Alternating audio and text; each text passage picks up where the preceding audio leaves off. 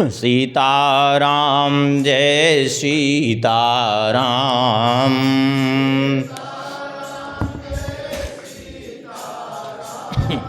सीताराम जय सीताराम।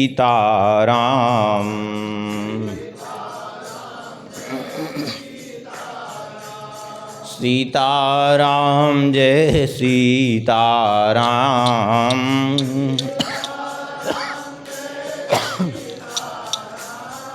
सीताराम जय सीताराम।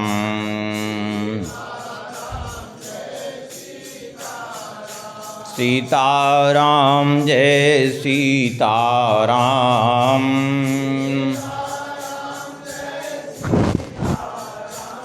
सीताराम जय सीताराम।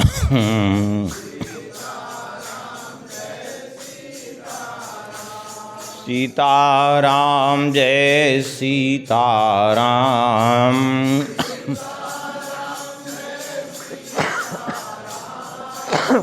सीताराम जय सीताराम।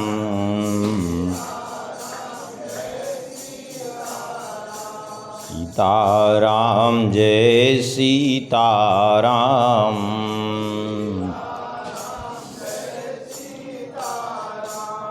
श्री सीतारामचंद्र भगवान की। श्री सिद्धि सदन बिहारी बिहारणी जू की। श्री कनक भुवन बिहारी बिहारणी जू की। श्री रामलला सरकार की। श्री अयोध्या धाम की। श्री हृदय बिहारी बिहारणी जू की। श्री हनुमान जी महाराज की। श्रीमद् वाल्मीकि रामायण जी की। श्री महर्षि वाल्मीकि जी महाराज की। श्री गोस्वामी तुलसीदास जी महाराज की। श्री सद्गुरुदेव भगवान की। सब संतन की, सब भक्तन की, सब विप्रन की, गौ माता की, सत्य सनातन धर्म की जय जय श्री सीताराम।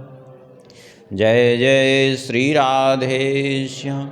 नमः पार्वती पतये हर हर महादेव।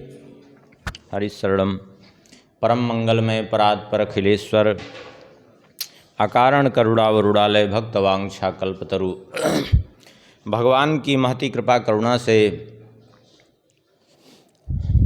श्री महर्षि वाल्मीकि जी के द्वारा प्रणीत श्रीमद् वाल्मीकि रामायण जी के माध्यम से भगवान श्री रामभद्र जी के परम पावन चरित्रों का स्मरण करने का हम सबको परम सुंदर सुअवसर प्राप्त हुआ है।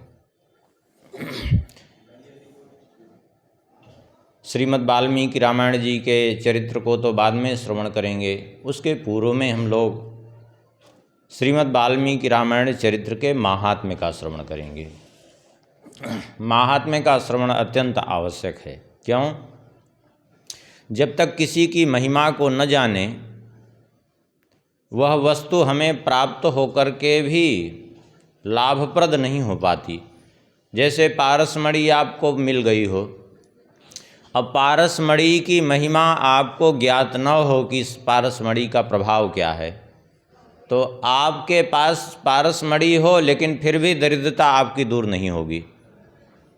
लेकिन पारसमणि के महत्व का बोध होते ही कि इस पारसमणि का प्रभाव है कि जैसे ही लोहे से स्पर्श होगा वैसे ही स्वर्ण तैयार हो जाएगा, जैसे ही इस बात का बोध हो तुरंत आपकी दरिद्रता दूर होना चालू हो जाएगी। फिर आप दरिद्र नहीं रहेंगे क्योंकि उसका प्रभाव है। ठीक इसी प्रकार से जब तक महिमा का बोध न हो तब तक स्वयं यदि भगवान भी सन्मुख हों तो भी भगवान के होने का लाभ नहीं प्राप्त हो पाता। भगवान क्या दुर्योधन के सामने नहीं गए क्या? शकुनी के सामने नहीं गए क्या? लेकिन उनको क्या लाभ हुआ? भगवान के सन्मुख होने के बाद भी कुछ नहीं लाभ हुआ। इसलिए महात्म्य श्रवण अत्यंत आवश्यक है। जैसे भागवत जी में श्रवण करते हैं महात्म्य, ऐसे श्रीमद् वाल्मीकि रामायण का भी महात्म्य है। ये महात्म्य भगवान वेदव्यास जी ने स्कंद पुराण के उत्तरखंड में वर्णन किया है। भगवान वेदव्यास जी उस महात्म्य का वर्णन कर रहे हैं और उसके पहले मंगलाचरण कर रहे हैं।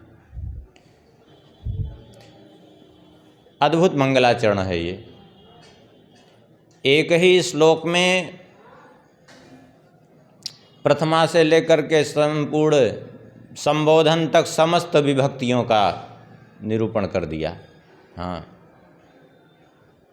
प्रथमा विभक्ति, द्वितीया विभक्ति और सब क्रम से किया। ये भी विचित्रता है, क्रम से किया पूरा। भगवान वेदव्यास जी कहते हैं श्री रामः शरणं समस्त जगतां रामं विना का गति रामेण प्रतिहन्यते कलिमलं रामाय कार्यं नमः रामात्रस्यते कालभीम भुजगो रामस्य सर्वं वसे रामे भक्तिरखण्डिता भवतु मे रामत्वमेवाश्रयः। भगवान वेदव्यास जी कहते हैं श्री रामः शरणं समस्त जगताम, समस्त जगत का एकमात्र शरण्य कौन हो सकता है? कौन ऐसा है जो सभी को शरण में रखने की क्षमता रखता हो? कौन है वो? बोले श्री रामः शरणं समस्त जगताम। एकमात्र श्री राम जी ही हैं जो समस्त जगत को अपनी शरण में रख सकते हैं, दूसरा कोई नहीं है। अब उदाहरण भी देखने को आपको मिलेगा। भागवत जी श्रवण करते हैं, दुर्वासा जी सबके पास में सबकी शरण में गए, ब्रह्मा जी की शरण में गए, शंकर जी की शरण में गए, लेकिन कहीं शरण नहीं मिली। मानस श्रवण करते हैं, जयंत को देखिए, सब जगह घूमते फिरा, अपने पिता के यहाँ गया, ब्रह्मा जी के पास गया, शंकर जी के पास गया, लेकिन किसी ने अपनी शरण में नहीं रखा। यहाँ तक कि शरण में रखना तो बड़ी दूर की बात है, काहू बैठन कहा न होई, किसी ने बैठने के लिए भी नहीं कहा, अपने लोग से ही बाहर कर दिया सबने उसको। क्यों? बोले राखी को सके राम कर द्रोही। लेकिन भगवान श्री राम जी कैसे हैं? बोले शरणम समस्त जगताम, श्री रामः शरणम समस्त जगताम, संपूर्ण जगत के एकमात्र शरण्य हैं श्री राम जी महाराज। केवल जगत के जीवों के ही शरण्य नहीं हैं, बल्कि भगवान श्री सुखदेव जी कहते हैं शिव विरंचिनुतम शरण्यम, शिव जी और ब्रह्मा जी के द्वारा भी वंदनीय हैं और उनके द्वारा भी शरण लेने योग्य हैं। शिव विरंचिनुतम शरण्यम।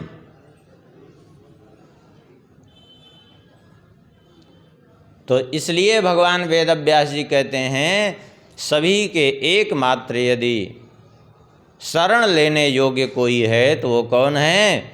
बोले श्री राम जी। अच्छा, श्री राम जी के अतिरिक्त यदि देखा जाए तो दूसरा कोई शरण लेने योग्य है भी नहीं। क्यों? इसलिए नहीं है क्योंकि भगवान स्वयं कहते हैं भागवत जी में ही, मद्भयातिवा तोयम सूर्यस्तपति मद्भयात् वर्षतीन्द्रो दहत्यग्निर्मृत्युश्चरति मद्भयात्।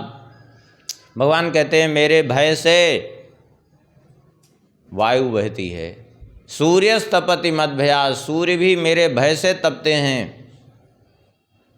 वर्षतीन्द्रो, इंद्र वर्षा भी मेरे भय से करते हैं। दहत्यग्नि, अग्नि भी मेरे भय से प्रज्वलित होती है। अमृत्युश्चरति मद्भयात्, मृत्यु भी भगवान के भय से अपना कार्य करती है।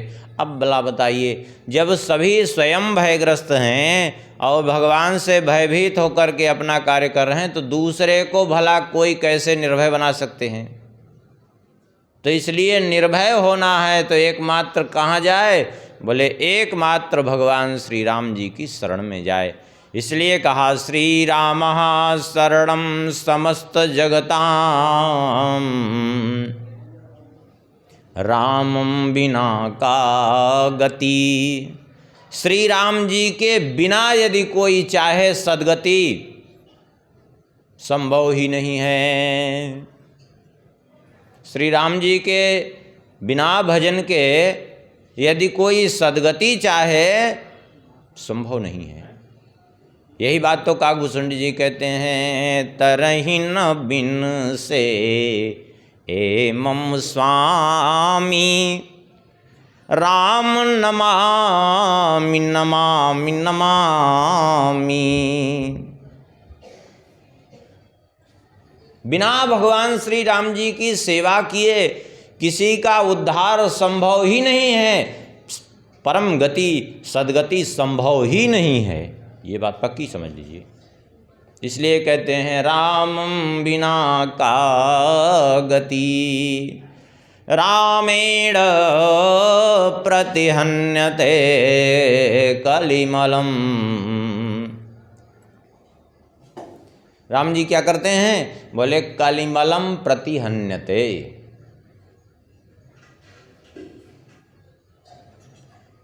राम जी से ही एकमात्र, अर्थात राम जी के द्वारा ही एकमात्र कलिमल का विनाश संभव है।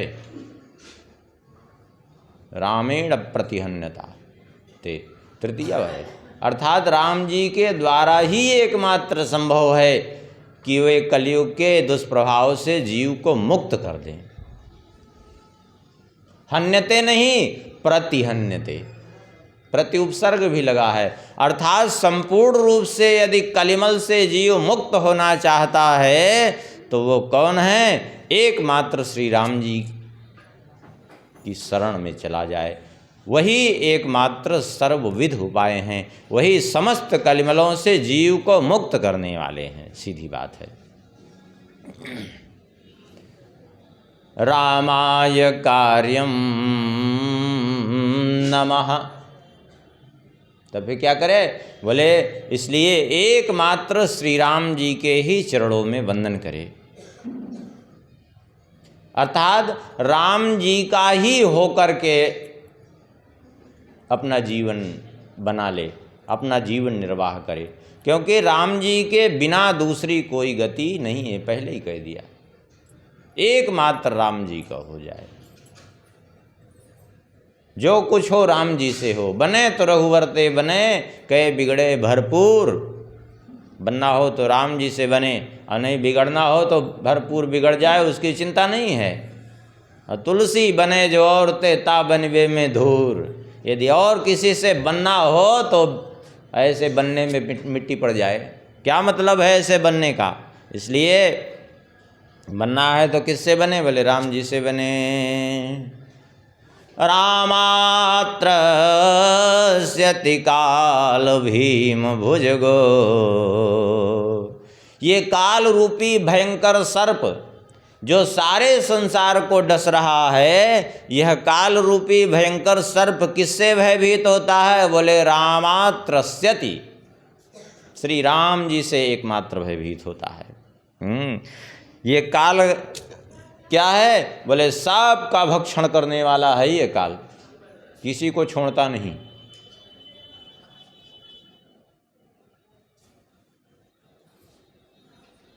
अनेकानेक ब्रह्मांडों का भक्षण कर जाता है ये समय आने पर।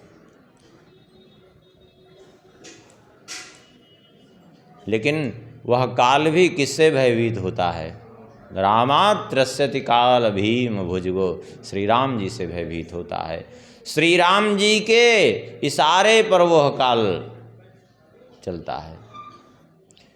श्री राम जी की कृपा हो जाए तो यह काल उस जो सब पर अपना प्रभाव दिखाता है,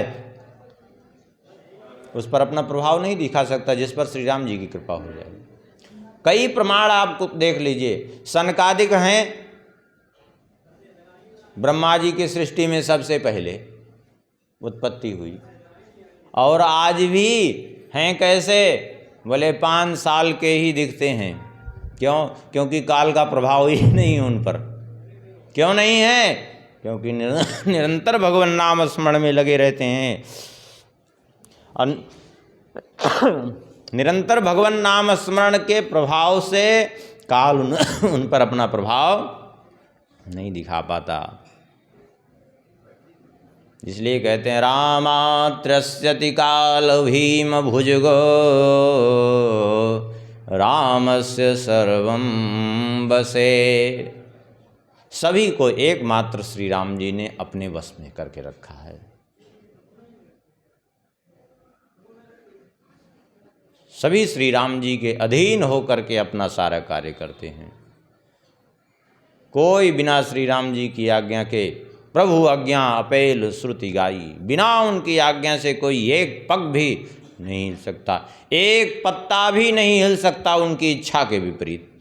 ये है श्री राम जी का प्रभाव। रामस्य सर्वं वसे।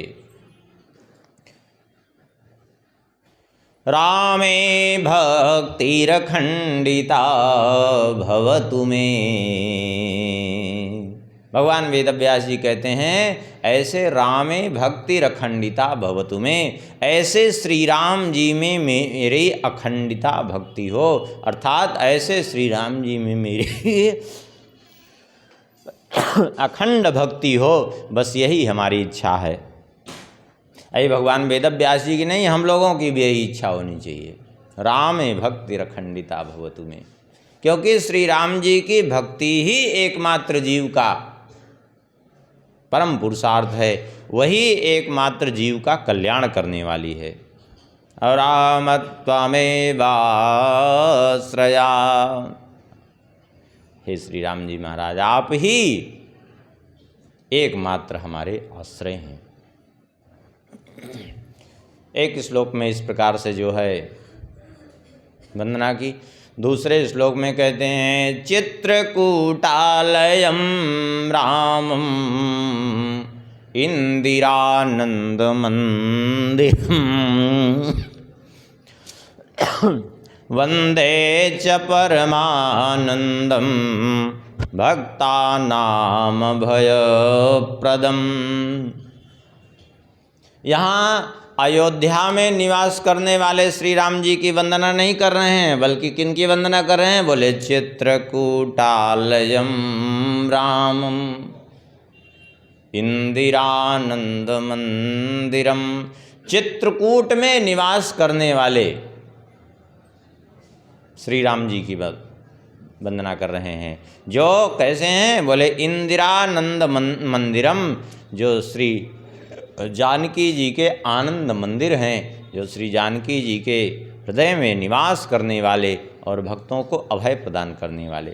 आप कहेंगे कि चित्रकूटालयम वंदे इंदिरानंद मंदिरम क्यों कह दिया? चित्रकूट में निवास करने वाले श्री राम जी की वंदना क्यों की?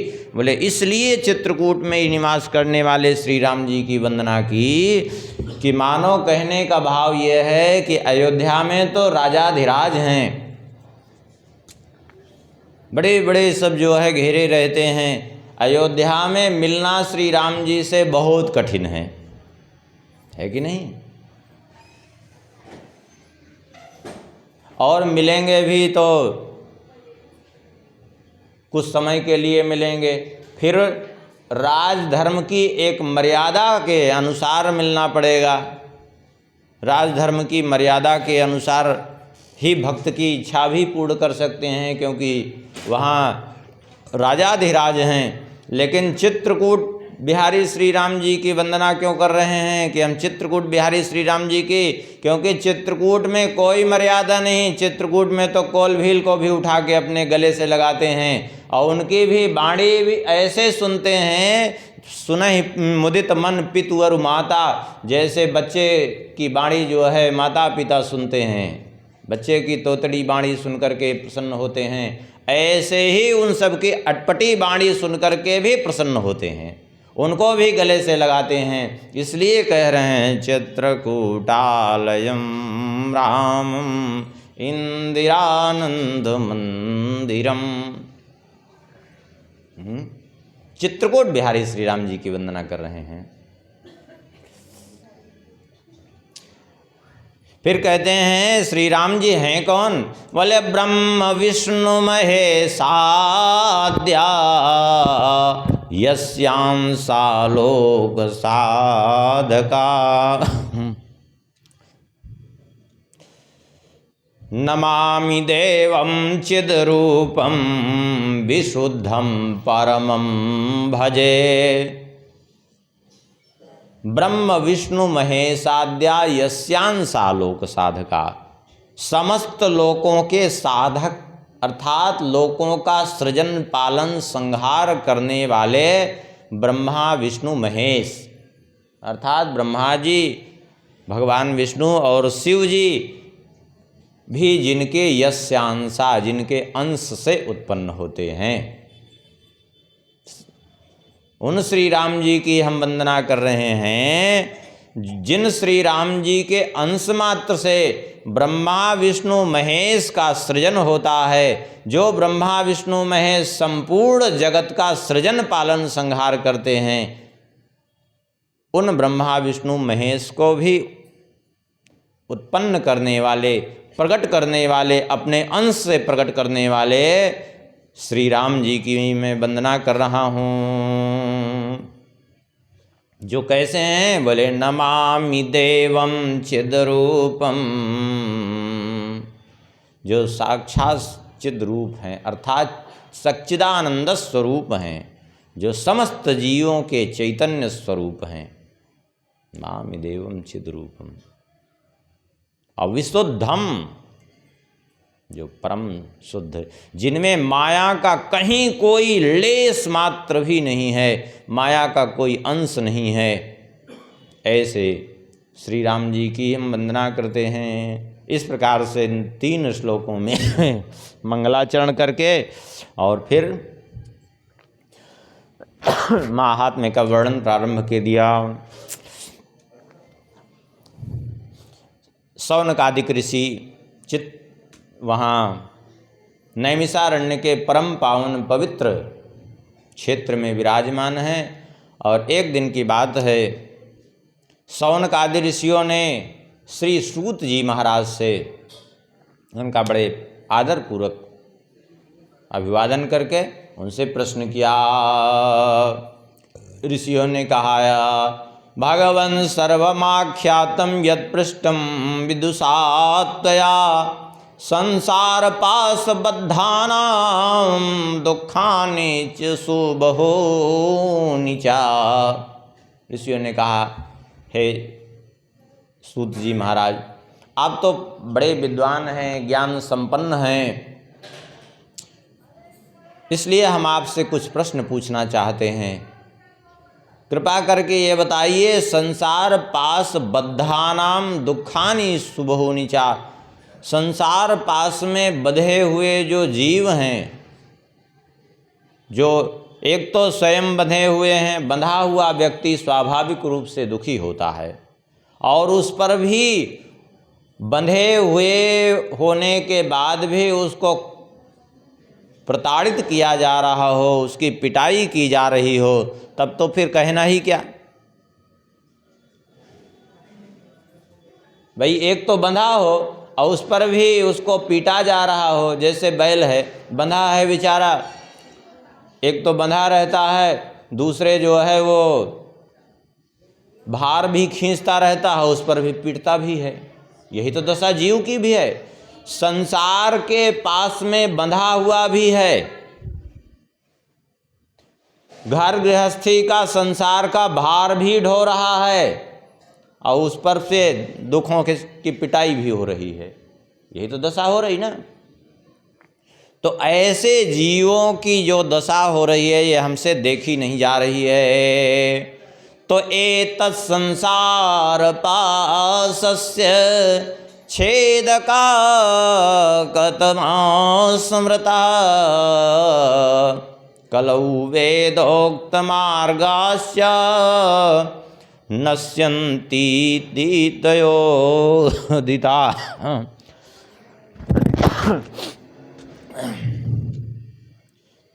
तो ये जो संसार का पास है जिसमें जीव बंधा हुआ है, इस पास का छेदन करने वाला कौन है, अर्थात इस संसार पास को काटने वाला कौन है, कृपा करके बताइए। एतत् संसार पासस्य छेदकः कतमः स्मृता। कलयुग में तो वैसे भी वेदोक्त मार्ग प्रायः लुप्त हो गया है। आप तो भली भांति जानते हैं, कलयुग के आते ही दशा ये हो गई जीवों की कि वेद मार्ग बहिष्कृते, स्वाभाविक रूप से लोग वेद मार्ग से बहिष्कृत हो गए हैं।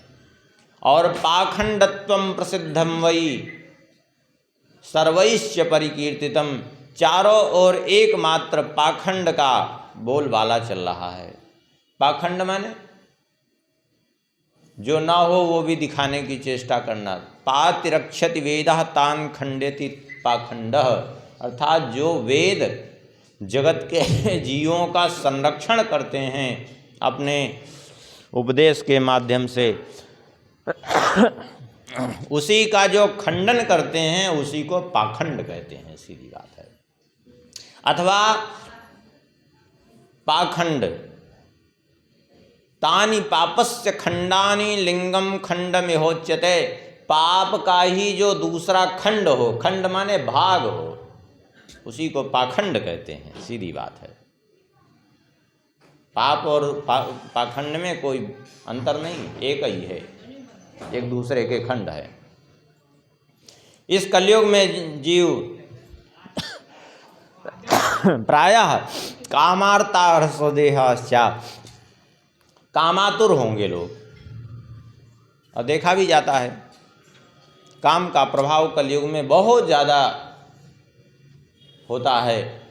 तो एक तो काम के प्रभाव से अत्यंत व्यथित होंगे, शरीर छोटा होगा लोगों का, लोभ अत्यंत भयंकर होगा, और अन्योन्य तत्परा, भगवान का आश्रय छोड़ करके दूसरे आश्रय लेने में लोगों की सहज में प्रवृत्ति होगी। अभी देखिए, लोगों को कहिए भगवान का भजन करने को तो नहीं, और जाएंगे कहाँ पूजने, बोले मजार पूजने जाएंगे। अरे वो खुद ही मरा है, वो आपका कल्याण क्या करेगा, उसको पूजने चले जाएंगे लोग, मरे को पूजने चले जाएंगे लोग। बड़ी विचित्र लीला है संसार की। भूत पूजने वालों की संख्या खूब, अरे वो मर करके खुद भूत बन गया है, वो तुम्हारा क्या कल्याण करेगा, वो खुद ही परेशान है, संसार में भटक रहा है।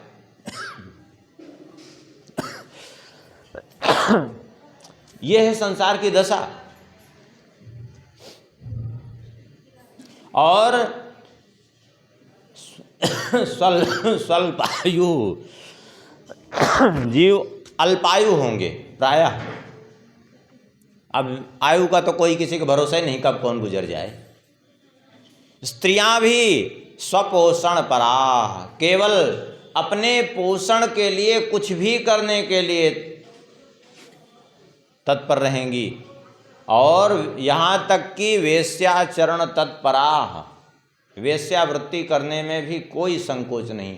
आज तो यही दशा हो रही है, अपना शरीर प्रदर्शन करके केवल जो है पैसा कमाना, शरीर प्रदर्शन करके और ऊट पटांग वीडियो बना करके और डाल देना मोबाइल पे, और हमारे इतने जो है फॉलोवर हो गए और इतने कौन से हो गए। बड़ा विचित्र लीला चल रही है। क्या है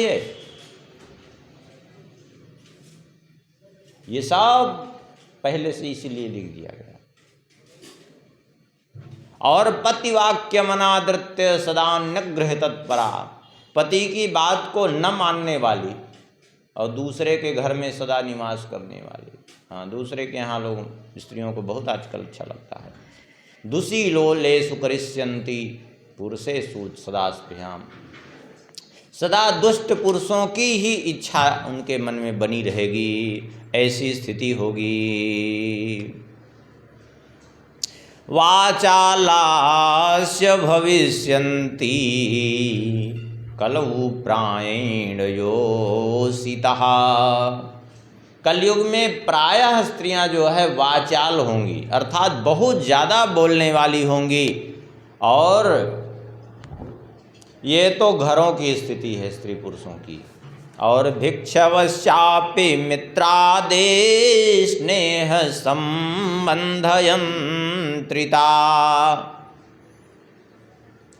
और जो सन्यास ले लिए हैं वो बोले उनकी भी दशा खराब कलयुग में। क्यों?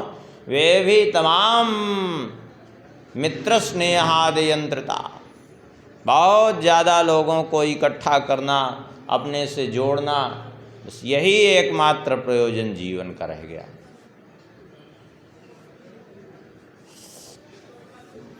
अन्नोपाधि निमित्तेन शिष्यान् वदन्ति लोलुपा, अन्न की और धन की लोलुपता के कारण शिष्यों का संग्रह करेंगे।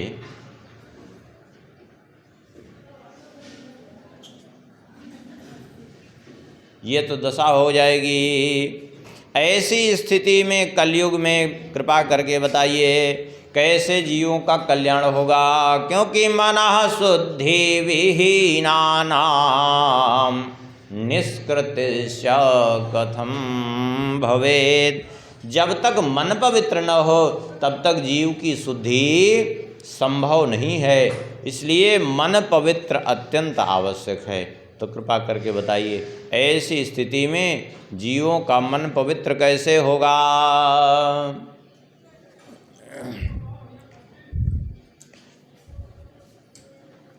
सुन करके श्री सूत जी महाराज बड़े प्रसन्न हुए और प्रसन्न होकर के कहने लगे, आपने बहुत सुंदर प्रश्न किया है।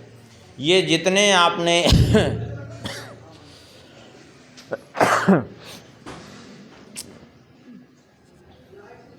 जितने आपने हमारे सामने प्रश्न रखे हैं, अर्थात जो समस्याएं रखी हैं, इन सब का तो भी एक ही समाधान है। बोले वो समाधान क्या है? बोले समाधान यह है श्री राम जी का चरित्र, वाल्मीकि रामायण की कथा, जो श्री नारद जी ने सनत कुमार जी को सुनाई थी, सनकादिकों को। उस वाल्मीकि रामायण का यदि आश्रय ले तो जीव कलयुग के दुष्प्रभाव से मुक्त हो जाएगा। और कलयुग के दुष्प्रभाव से यदि जीव मुक्त हो जाए तो ये सारी समस्याएं दूर हो जाएं। देखिए, चाहे वो किसी भी आश्रम में हो, चाहे वो गृहस्थाश्रम हो, विरक्ताश्रम हो, स्त्री हो अथवा पुरुष हो, यदि उनमें दोष दिख रहा है, कहीं न कहीं उनमें विकृतियां आ रही हैं, तो उन विकृतियों का कारण क्या है? उन विकृतियों का कारण है कहीं न कहीं वे कलयुग के प्रभाव में हैं। भले ही वे दंभवश ये मान बैठे हों और न स्वीकार कर पा रहे हों कि हम जो है कलयुग के प्रभाव में हैं, लेकिन सत्य तो यही है कि कलयुग के प्रभाव में हैं वे। दंभ करने वाले तो आजकल कर देंगे दंभ कि हम कलयुग से रात भर युद्ध किए और उस युद्ध में सारा सामान है हमारे कच्छ का बिखर गया ही और हमने परास्त कर दिया, लेकिन देखा जाए तो वो खुद ही कलयुग के थपेड़े खा रहे हैं। दंभ करना अलग बात है, बात बनाने में किसी का को कोई पैसा नहीं लगता आजकल, लेकिन बात बनाना अलग बात है, जीवन में उतारना अलग बात है। सत्य तो यही है।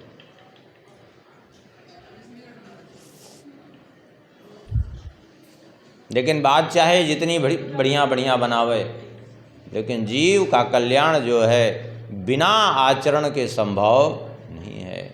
आचारहीना न पुनन्ति वेदा यद्यप्यधीता सह षड्भिरंगैः सदाचार से हीन व्यक्ति यदि षडंग वेद का उसने अध्ययन कर लिया है तो भी वेद उसको पवित्र नहीं कर पाते। क्यों? क्योंकि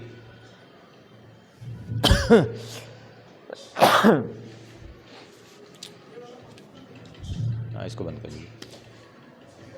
छंदांसेन मृत्यु काले त्यजंती, जिस वेद का उसने अध्ययन खूब अच्छी प्रकार से किया है, सदाचार से हीन व्यक्ति को वह वेद छोड़कर चले जाते हैं अंत में। छंदांसेनम मृत्यु काले त्यजंती, कैसे छोड़ के चले जाते हैं अंत में? बोले नीडम शकुंता इव जात पक्षा, जैसे पक्षी, छोटे छोटे पक्षी जब उनके पंख उग जाते हैं ना, तो वो घोंसला छोड़ करके फिर आकाश में उड़ जाते हैं। वो घोंसले में नहीं बैठे रहते, वो घोंसले में तब तक रहते हैं जब तक बेचारे उड़ नहीं पाते।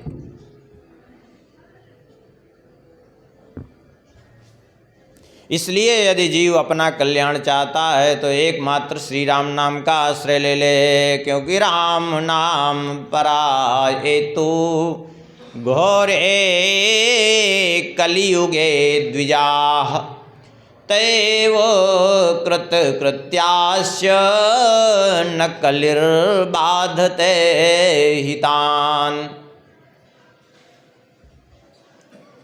इसलिए श्री सूत जी कहते हैं जो श्री राम नाम परायण हैं, अर्थात जिन्होंने श्री राम नाम का आश्रय ले रखा है, वे भयंकर से भयंकर कलयुग में ही क्यों न हो, लेकिन वे कृतकृत्य हो जाते हैं। कभी उन पर कलयुग अपना प्रभाव नहीं दिखा पाता। ना कलिर्बाधते हितान, कलयुग उनको बाधित कभी नहीं कर पाता है। क्यों? क्योंकि तावत् पापानि देहेऽस्मिन् निवसन्ति तपोधनाः यावन्न श्रूयते सम्यक् श्रीमद् रामायणं नरैः।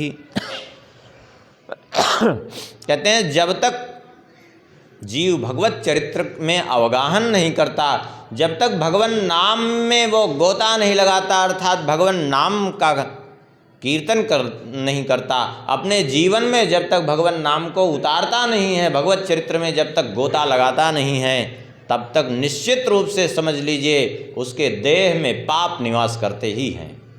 और जिसने एक बार भगवान नाम में गोता लगा दिया, भगवत चरित्र में अवगाहन कर लिया, उसके शरीर से पाप सदा सदा के लिए विदा हो जाते हैं।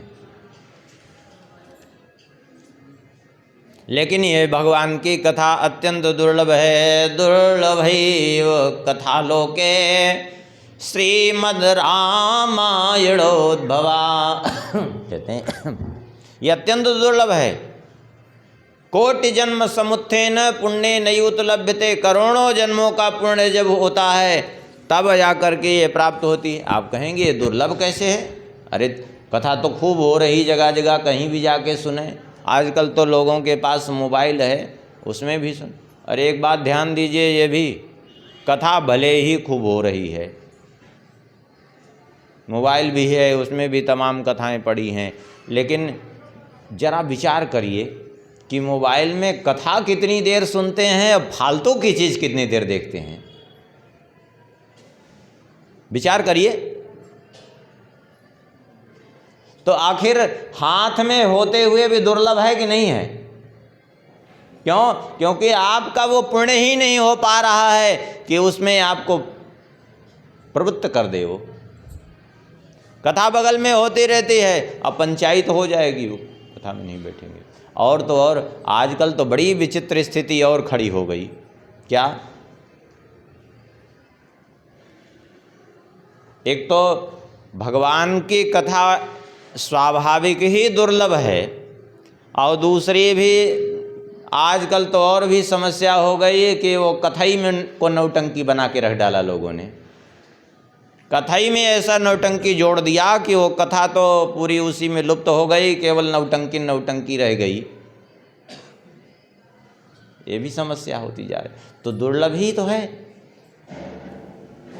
करोड़ों करोड़ों जन्म का पुण्य जब उदय होता है तब ये सहज में प्राप्त हो जाती है। कहते हैं श्री रामायण की कथा ऐसी है कि गौतम जी के अपराध से श्राप बसात जो सौदास राक्षस भावापन्न हो गए थे, वे इसी कथा के प्रभाव से राक्षस भाव से मुक्त हो गए। सुन करके ऋषियों ने प्रश्न किया कि कृपा करके बताइए, आपने पहले ये बात कही थी कि नारद जी ने सनत कुमार जी को ये कथा सुनाई और इसकी महिमा सुनाई, और अभी अब आप कह रहे हैं ये गौतम जी के अपराध से श्राप बस सौदास जो है राक्षस भावापन्न होए। तो पहले तो कृपा करके ये बताइए कि यह नारद जी और सनकादिकों की भेंट कैसे हुई और नारद जी ने किस प्रकार से श्री रामचरित्र का माहात्म्य उनको सुनाया, ये सुनाइए हमें। सुन करके श्री सूत जी कहते हैं, एक बार की बात है, एकदा ब्रह्मण पुत्रा सनकाद्या महौजसा मेरुशृंगे समाजग्मुर्वीक्षितुं ब्रह्मणा सभाम। एक दिन की बात है, महान तेजस्वी श्री ब्रह्मा जी के पुत्र सनकादिक चारों भैया, सनक, सनंदन, सनातन और सनत कुमार, ये चारों भैया जो है पहुँचे सुमेरु के समीप, जहाँ से गंगा जी निकल रही हैं, जो सीता नाम से गंगा जी, क्योंकि गंगा जी उस क्षेत्र में बहुत नाम से निकल रही ना, तो जो सीता नाम से गंगा जी वहाँ प्रवाहित हो रही हैं, वहीं जाकर के स्नान करना चाहते थे। उसी समय भगवान नाम का उच्चारण करते हुए श्री नारद जी वहाँ अचानक आते हुए दिखाई पड़े। क्या कीर्तन कर रहे थे नारद जी? नारायणाच्युतानंत वासुदेव जनार्दन यज्ञेश यज्ञ पुरुष राम विष्णु नमोस्तुते। नारायण, अच्युत, अनंत, वासुदेव, जनार्दन, यज्ञेश यज्ञ पुरुष, राम, विष्णु आदि भगवान के नामों का उच्चारण करते हुए नारद जी वहाँ प्रस्तुत हो गए। नारद जी को देख करके सनकादिक बड़े प्रसन्न हुए। यद्यपि स्नान करने के लिए आगे बढ़ चुके थे, लेकिन रुक गए। बोले अब स्नान बाद में कर लेंगे, पहले नारद जी आ गए। अब कहेंगे कि ऐसा क्यों किया? गंगा जी में स्नान करने जा रहे थे। बोले देखो, गंगा जी में स्नान करने जा रहे थे, गंगा जी में स्नान करने की बड़ी महिमा है, लेकिन उससे ज़्यादा यह है कि यदि सन्मुख कोई महापुरुष उपस्थित हो जाएं तो पहले उनका आदर सत्कार हो जाए। क्यों? क्योंकि नयनमयानि तीर्थानि न देवा मृक्षिलामया ते पुनंतरुकालेन दर्शनादेव साधवा।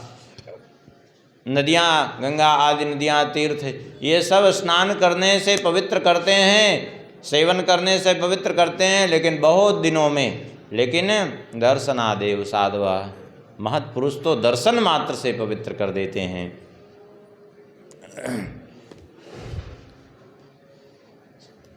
सनकादिकों ने नारद जी को देखा, बड़े प्रसन्न हुए और परस्पर एक दूसरे को अभिवादन किया। और सनत कुमार जी ने कहा, सर्वज्ञोऽसि महाप्राज्ञ मुनीसानां च नारद हरिभक्ति परो यस्मात् त्वत्तो नास्त्य परोधिकः। सनत कुमार जी ने कहा, हे मुनिवर नारद जी, आप सर्वज्ञ हैं, महान विद्वान हैं, अब मुनियों में श्रेष्ठ हैं, और भगवान की भक्ति में आपसे श्रेष्ठ भला दूसरा कौन हो सकता है? जिनके चरणों से ये गंगा जी निकली हैं, जिन चरणों से गंगा जी निकल करके प्रवाहित हो रही हैं, सबको पवित्र कर रही हैं, आप उन्हीं के परम भक्त हैं। इसलिए हे नारद जी, कृपा करके जो है हम लोगों पर कृपा करिए और ये बताइए कि जिन भगवान के चरणों से ये गंगा जी प्रकट हुई हैं, उनके स्वरूप का ज्ञान कैसे हो? क्या कोई ऐसा उपाय है जिसका आश्रय लेने से उन परम प्रभु परमात्मा के स्वरूप का बोध हो जाए? आप लोग वहीं बैठ जाइए, वहीं बैठ जाइए।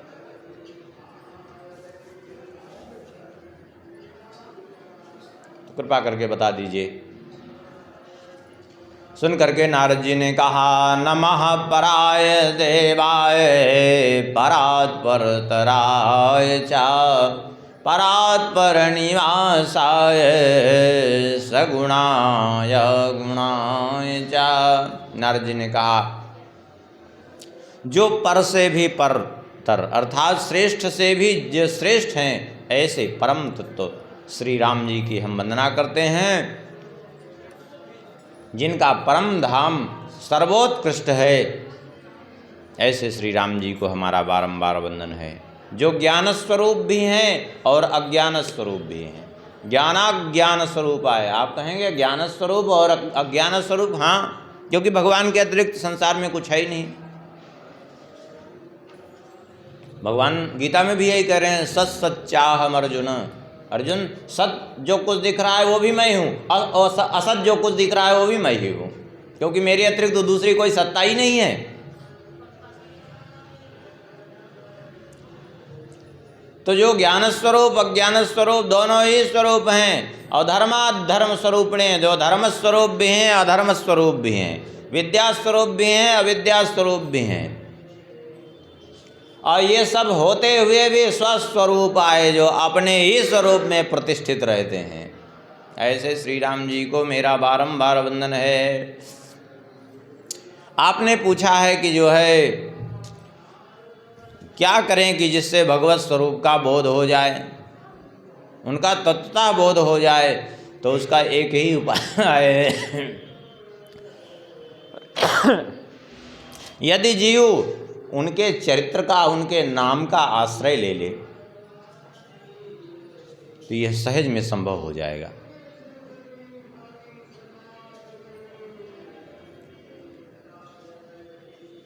उनके चरित्र का आश्रय लेने से ही उनके स्वरूप का बोध संभव है। बिना उनके चरित्र का आश्रय लिए उनके स्वरूप का बोध होना संभव नहीं है। नई बात समझिए। देखिए, आप थोड़ा सा जो है मानस आप लोग खूब पढ़े हैं, थोड़ा सा मानस के प्रकरण पे आइए, अभी बात समझ में आ जाएगी। भगवान शंकर जी गए कहाँ? एक बार त्रेता युग माही शंभु गए कुंभज ऋषि पाही। साथ में कौन? बोले संग सती जग जननी भवानी, पूजे ऋषि अखिलेश्वर जानी। साथ में भगवती सती जी भी थी। अगस्त्य जी ने बड़ा विधिवत आदर किया, पूजन किया, और उसके बाद जब कथा की बारी आई तो भगवान शंकर जी ने कहा, कथा भी आज हमारी नहीं, आप ही सुनाइए, हमारी तो सुनने की इच्छा है, आज सुनाने की नहीं, आप सुनाइए, हम सुनने के लिए आए हैं। बोले ठीक है। तो राम कथा मुनिवर जे बखानी,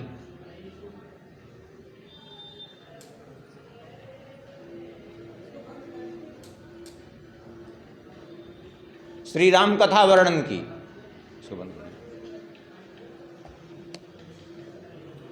राम कथा वर्णन की अगस्त्य जी ने राम कथा, लेकिन सुनी किसने?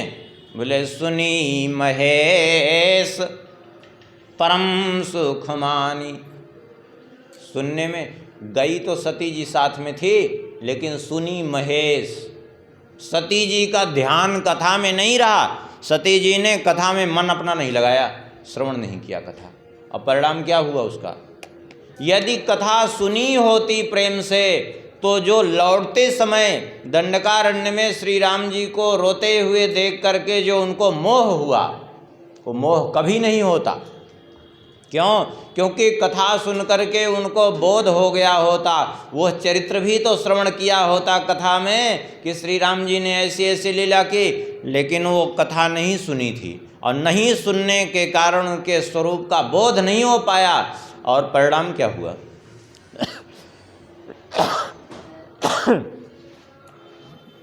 परिणाम ये हुआ कि जो है भगवान शंकर जी ने तो प्रणाम किया, कही सच्चिदानंद जग पावन, अस कही चले मनोज न सावन। बार बार शंकर जी तो पुलकित हो रहे थे, हर्षित हो रहे थे, लेकिन सती जी को मोह ने पकड़ रखा था। अरे तीन नृप सुत ही कीन प्रणाम, भगवान नहीं, अरे इन्होंने राजा के पुत्र को प्रणाम कर लिया। बड़ी विचित्र बात है, ये क्या किया आज इन्होंने? जो सारे जगत के ईश्वर, सारे जगत के जीव जिनकी वंदना करते हैं, बड़े बड़े ब्रह्मादिक देवता जिनकी वंदना करते हैं, तीन नृप सुत ही कीन प्रणाम, अरे राजा के पुत्र को प्रणाम कर लिए, ये क्या हो गया? अब लोग माने भगवान के स्वरूप को भी नहीं समझ पाई और भगवान शंकर जी के भी उस चरित्र को देख करके उन संदेह हो गया। क्यों हुआ?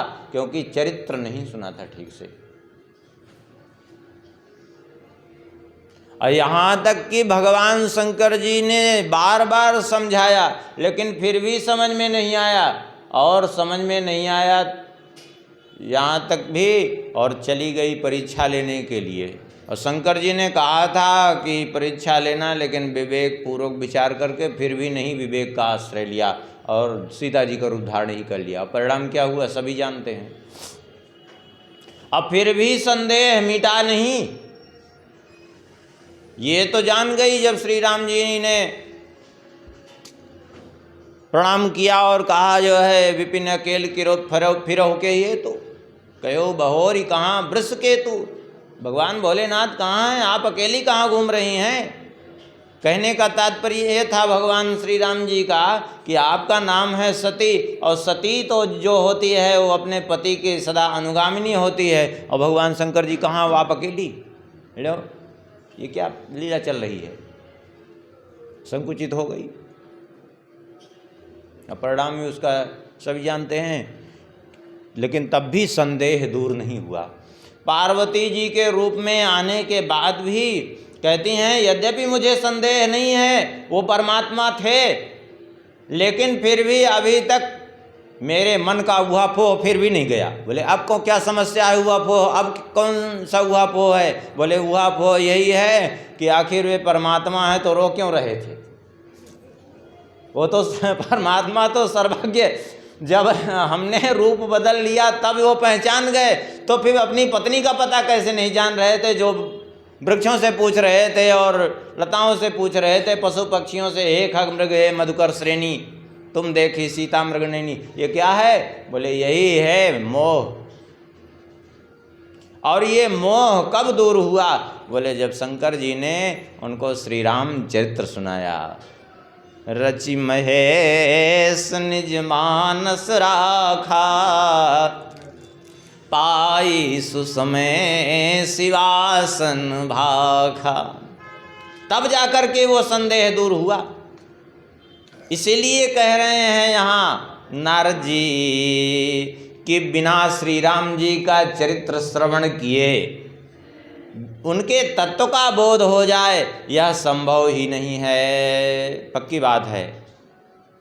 कहने को तो आजकल खूब मिल जाएंगे आपको, आओ भैया तो कोई ज़रूरत नहीं चरित्र सुनने की, कोई कुछ करने की ज़रूरत नहीं, हम तुमको सीधा भक्त की कौन कहे सीधा भगवान बना रहे हैं, आओ। लेकिन सब बेमतलब का खोखला नाटक सिद्ध होगा, बाकी कुछ नहीं। नारद जी स्पष्ट जो है कह रहे हैं कि कुछ भी हो, लेकिन यदि भगवत तत्व का बोध चाहता है तो भगवत चरित्र का आश्रय अत्यंत अत्यंत आवश्यक है।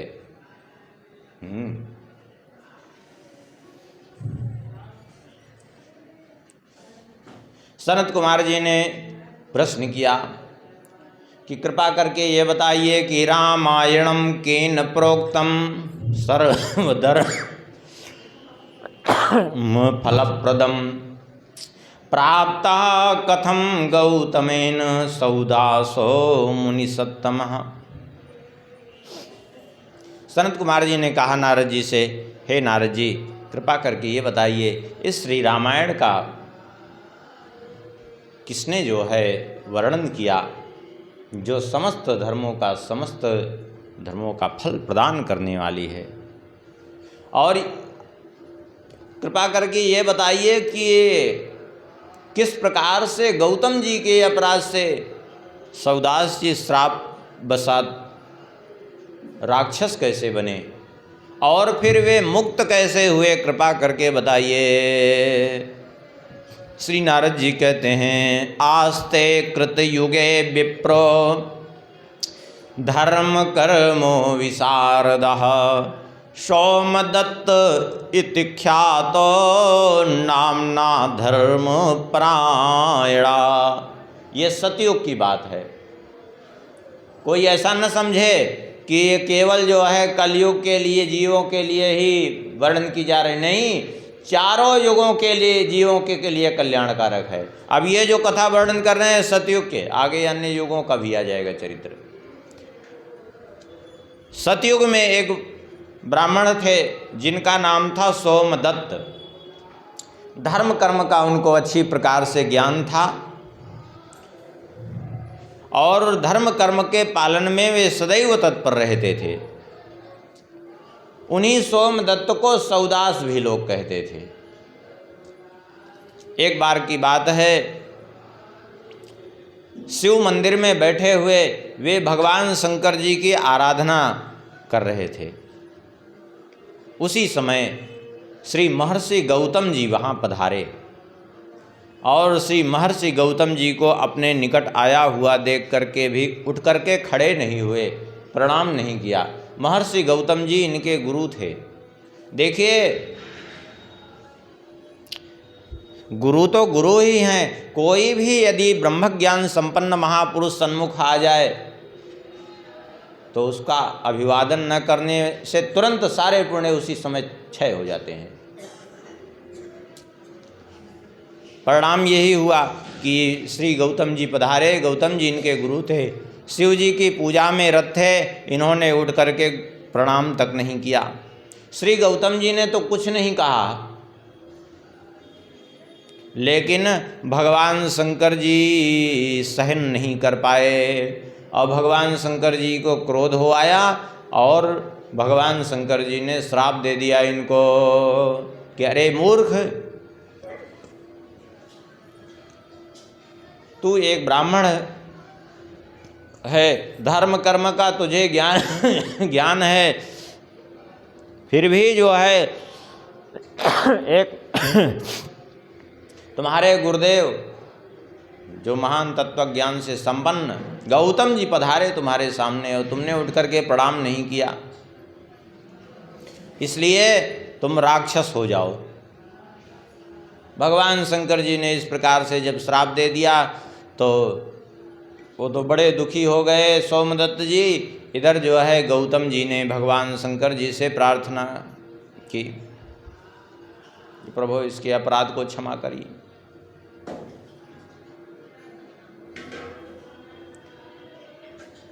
सौदास गौतम जी के चरणों में गिर पड़े, त्राहि माम त्राहि माम। गौतम जी ने कहा कि देखो, भगवान शंकर जी ने कुपित होकर के तुम्हें श्राप दे दिया। अब इस श्राप को तो हम मिथ्या नहीं कर सकते, लेकिन एक उपाय हम बता सकते हैं जिससे कुछ समय में ही तुम इस श्राप से मुक्त हो जाओगे। बोले उपाय क्या है?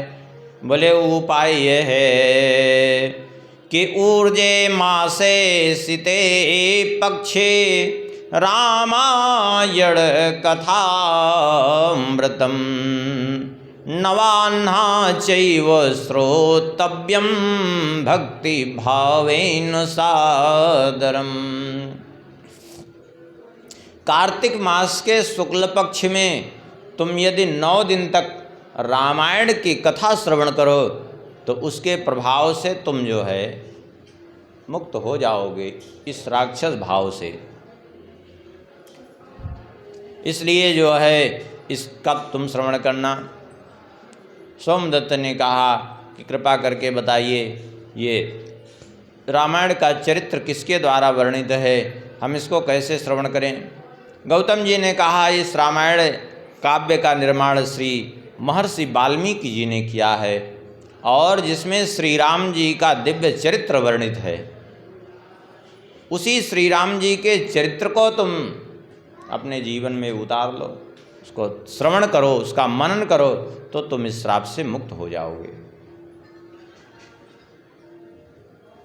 गौतम जी तो कह करके चले गए। इधर वो सुदास नाम के जो ब्राह्मण थे, भगवान शंकर जी के श्राप के कारण वो राक्षस भावापन्न होकर के इधर उधर विचरने लगे और उस राक्षस भाव में वे जहाँ जाते वहाँ जो कुछ भी उनको मिलता वही खा जाते। भूख प्यास इतनी ज़्यादा इनको प्रताड़ित करती कि एक वन में गए और उस वन में रहे तो 6 महीने में पूरे जीव जंतुओं का भक्षण कर गए। वहाँ के समझ पूरा वन ही खत्म कर दिया, उजाड़ दिया, सारे जीव जंतु भक्षण कर गए। फिर दूसरे वन में गए, वहाँ भी जो है वही दशा की उन्होंने। अब तो धीरे धीरे ऐसी स्थिति हो गई कि मनुष्य भी मिलते तो उनको भी भक्षण करने लगे ये। और इधर बहुत समय बीतता चला जा रहा था। इसी समय ये विचरण करते हुए पहुँच गए नर्मदा जी के तट पर। जब नर्मदा जी के तट पर पहुँचे तो उधर से कलिंग देश में उत्पन्न एक श्री गर्ग नाम के ब्राह्मण थे। गर्ग मुनि ये जो है स्नान करके हाथ में गंगा जल को लिए हुए, सिर पर रखे हुए और भगवान नाम उच्चारण करते हुए, कीर्तन करते हुए बड़े प्रेम से दिखाई पड़े जाते हुए इनको। श्री गर्ग जी जल लिए हुए वे निकले हुए थे तीर्थ यात्रा में। इनको देख करके दौड़े खाने के लिए। जैसे ही दौड़े लेकिन कुछ दूर रह गए, आगे बढ़ नहीं पाए। श्री गर्ग जी को इन्होंने जो है स्पर्श भी नहीं कर पाने की क्षमता इनकी नहीं रह गई। बड़े व्यथित हुए, आखिर ये क्या हो गया हमको। बहुत प्रयास किया, भूख से बड़े विकल थे, लेकिन फिर भी का स्पर्श नहीं कर पाए। जब स्पर्श नहीं कर पाए तब कहने लगे, देख रहे थे कि आखिर इनमें है क्या विशेषता जिसके कारण स्पर्श नहीं कर पा रहे हैं। भगवान नाम उच्चारण हो रहा था उनके मुख से। तब उस राक्षस ने कहा, अहो भद्र महाभाग नमस्तुभ्यं महात्मने नाम स्मरण मात्रेण राक्षसाय दूरगा। आप कोई सामान्य महापुरुष नहीं हैं और आप जो अपने मुख से उच्चारण कर रहे हैं, जो नाम उच्चारण कर रहे हैं, यह नाम आपका कवच बना हुआ है। इस नाम के प्रभाव से आपके निकट भी मैं नहीं जा पा रहा हूँ, मेरी ये स्थिति हो रही है। धन्य है जिनका आप नाम उच्चारण कर रहे हैं, धन्य है उनकी महिमा। और आपका दर्शन करके और आपके द्वारा ये बार बार नामोच्चारण सुन सुन करके आज मुझे स्मरण में हो आया, बहुत वर्षों बाद, कि मैं एक ब्राह्मण था और ये राक्षस में श्राप वसात बन गया हूँ।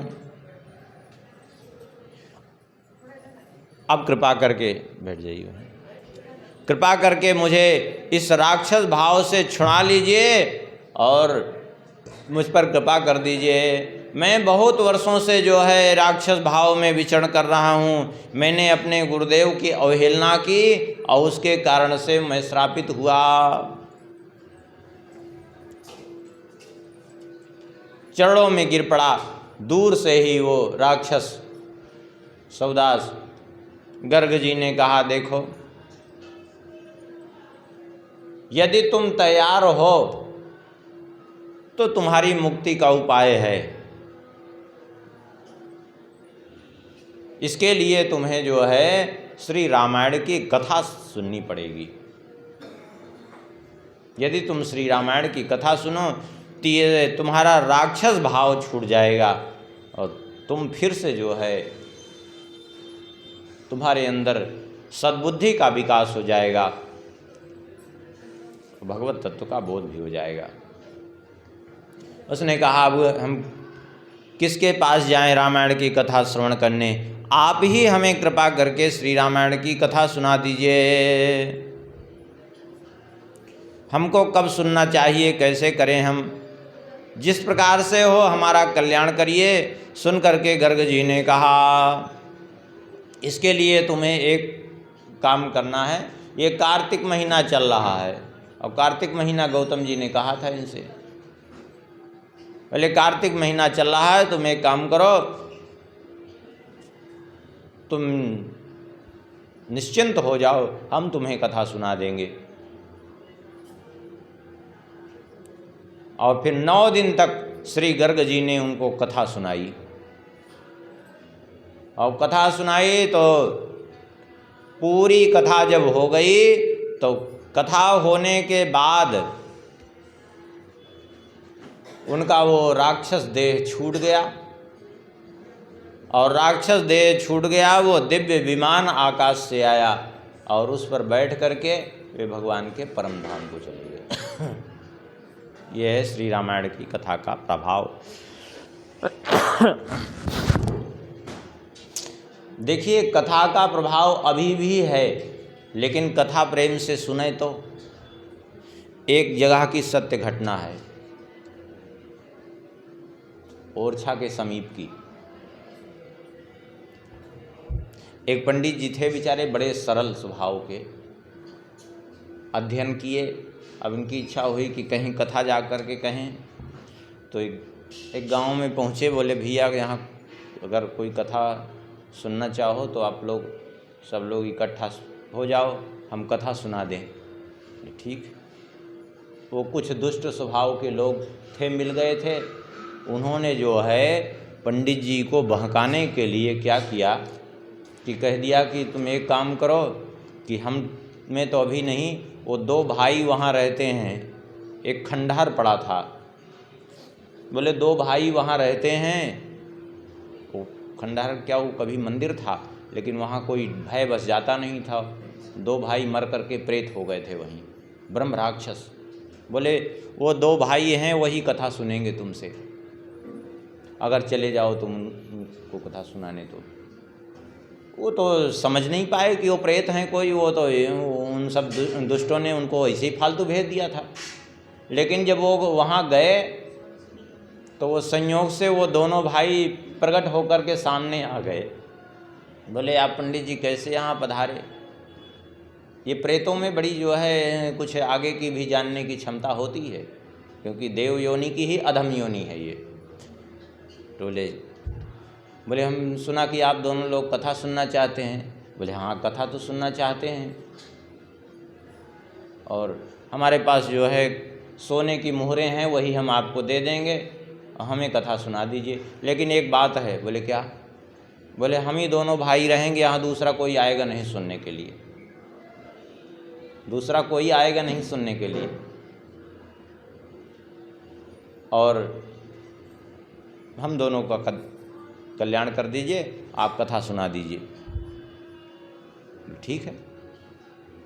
अब वो भागवत की कथा सुनाने लगे। संयोग से एक दिन बड़ी विचित्र घटना हुई। वो दोनों बैठे कथा सुन रहे थे, और वो पंडित जी बेचारे जो अखंड दीप जलाए थे, उसकी ज्योत थोड़ा सा लौ जो है वो धीमी पड़ गई।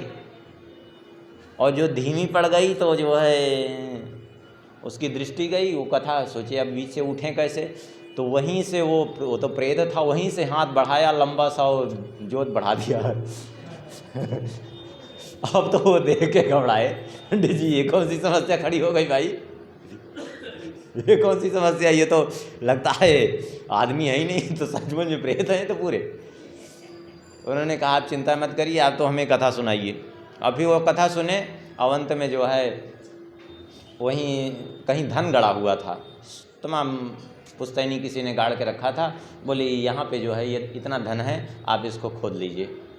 जब कथा पूरी होने वाली थी उसके पहले ही कहा, क्योंकि बोले कथा सुनने के बाद तो अब आप तो जान ही गए हम प्रेत हैं, कथा के बाद तो फिर हम रहेंगे नहीं, फिर तो हम चले जाएंगे, तो आपको वो धन बता दे रहे हैं। अब फिर उसको खोदा पंडित जी ने, तो तमाम धन निकला। अब फिर उन दोनों का उद्धार हो गया। तो यद्यपि दुष्टों ने भेजा था पंडित जी को परेशान करने के लिए, लेकिन वो जो है आखिर में जिनको सुनना था उनका कल्याण हो ही गया।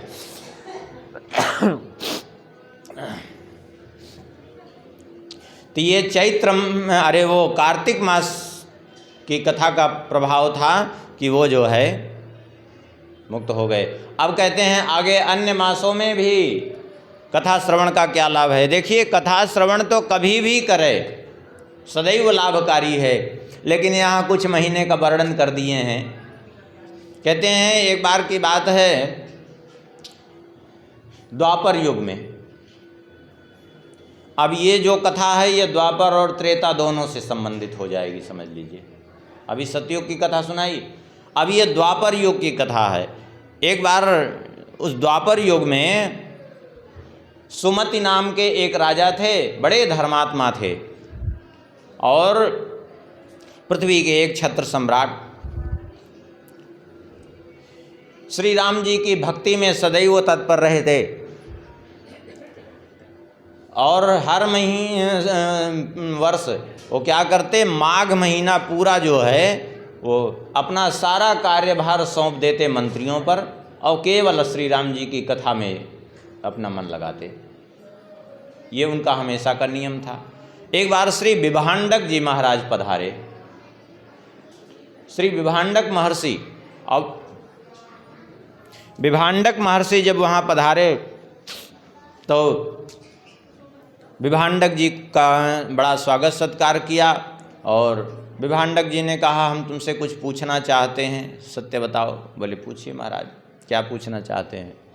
बोले हम देखते हैं कि तुम अपना सारा कार्यभार सौंप करके मंत्रियों पर तुम कथा में रत रहते हो माघ के महीने, क्या कारण है। कथा तो हमेशा तुम सुनते रहते हो, भजन कीर्तन करते रहते हो, ये माघ के महीने से तुम्हारा ऐसा क्या जो है संबंध बना हुआ है। सुन करके उन्होंने कहा कि हम आपको इसके संबंध में अपने पूर्व जन्म की कथा सुनाते हैं, तब आप समझ जाएंगे। बोले पूर्व जन्म की कथा। बोले हाँ। बोले पूर्व जन्म की कथा हमारी ये है कि पूर्व जन्म में बहुत पहले की बात है, इस त्रेता की बात नहीं, बहुत पहले किसी त्रेता में हमारा जन्म हुआ, इसलिए द्वापर और त्रेता दोनों की कथा है। और उस समय जो है मेरा जन्म कोई राजा के कुल में नहीं बल्कि एक शूद्र कुल में हुआ था। ये जो मेरी पत्नी है सत्यवती, ये भी एक निषाद कुल की थी। एक बार की बात है, मेरा सहज स्वभाव था लोगों की चुगली करना, लोगों को परेशान करना। मेरा नाम था मातली, कुमार्गामी हो गया था मैं, और यहाँ तक कि अवसर पाने पर देव संपत्ति को भी चुरा लेता, ये मेरी दशा थी। ये हत्या आदि तो एक सहज बात हो गई थी हमारे लिए, ऐसी स्थिति हो गई थी। इस कारण से घर वालों ने, गांव वालों ने धक्का मार करके हमें बाहर कर दिया, समाज से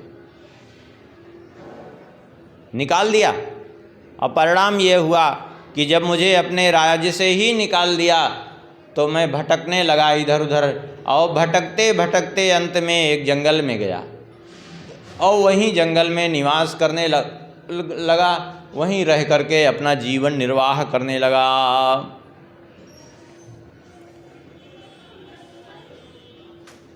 कुछ समय में वहाँ निवास किया, कुछ दिन तो जो कुछ मिल जाता वहाँ के फल मूल खा करके, और उसके बाद नहीं तो पशु पक्षियों का शिकार करके खाने लगा।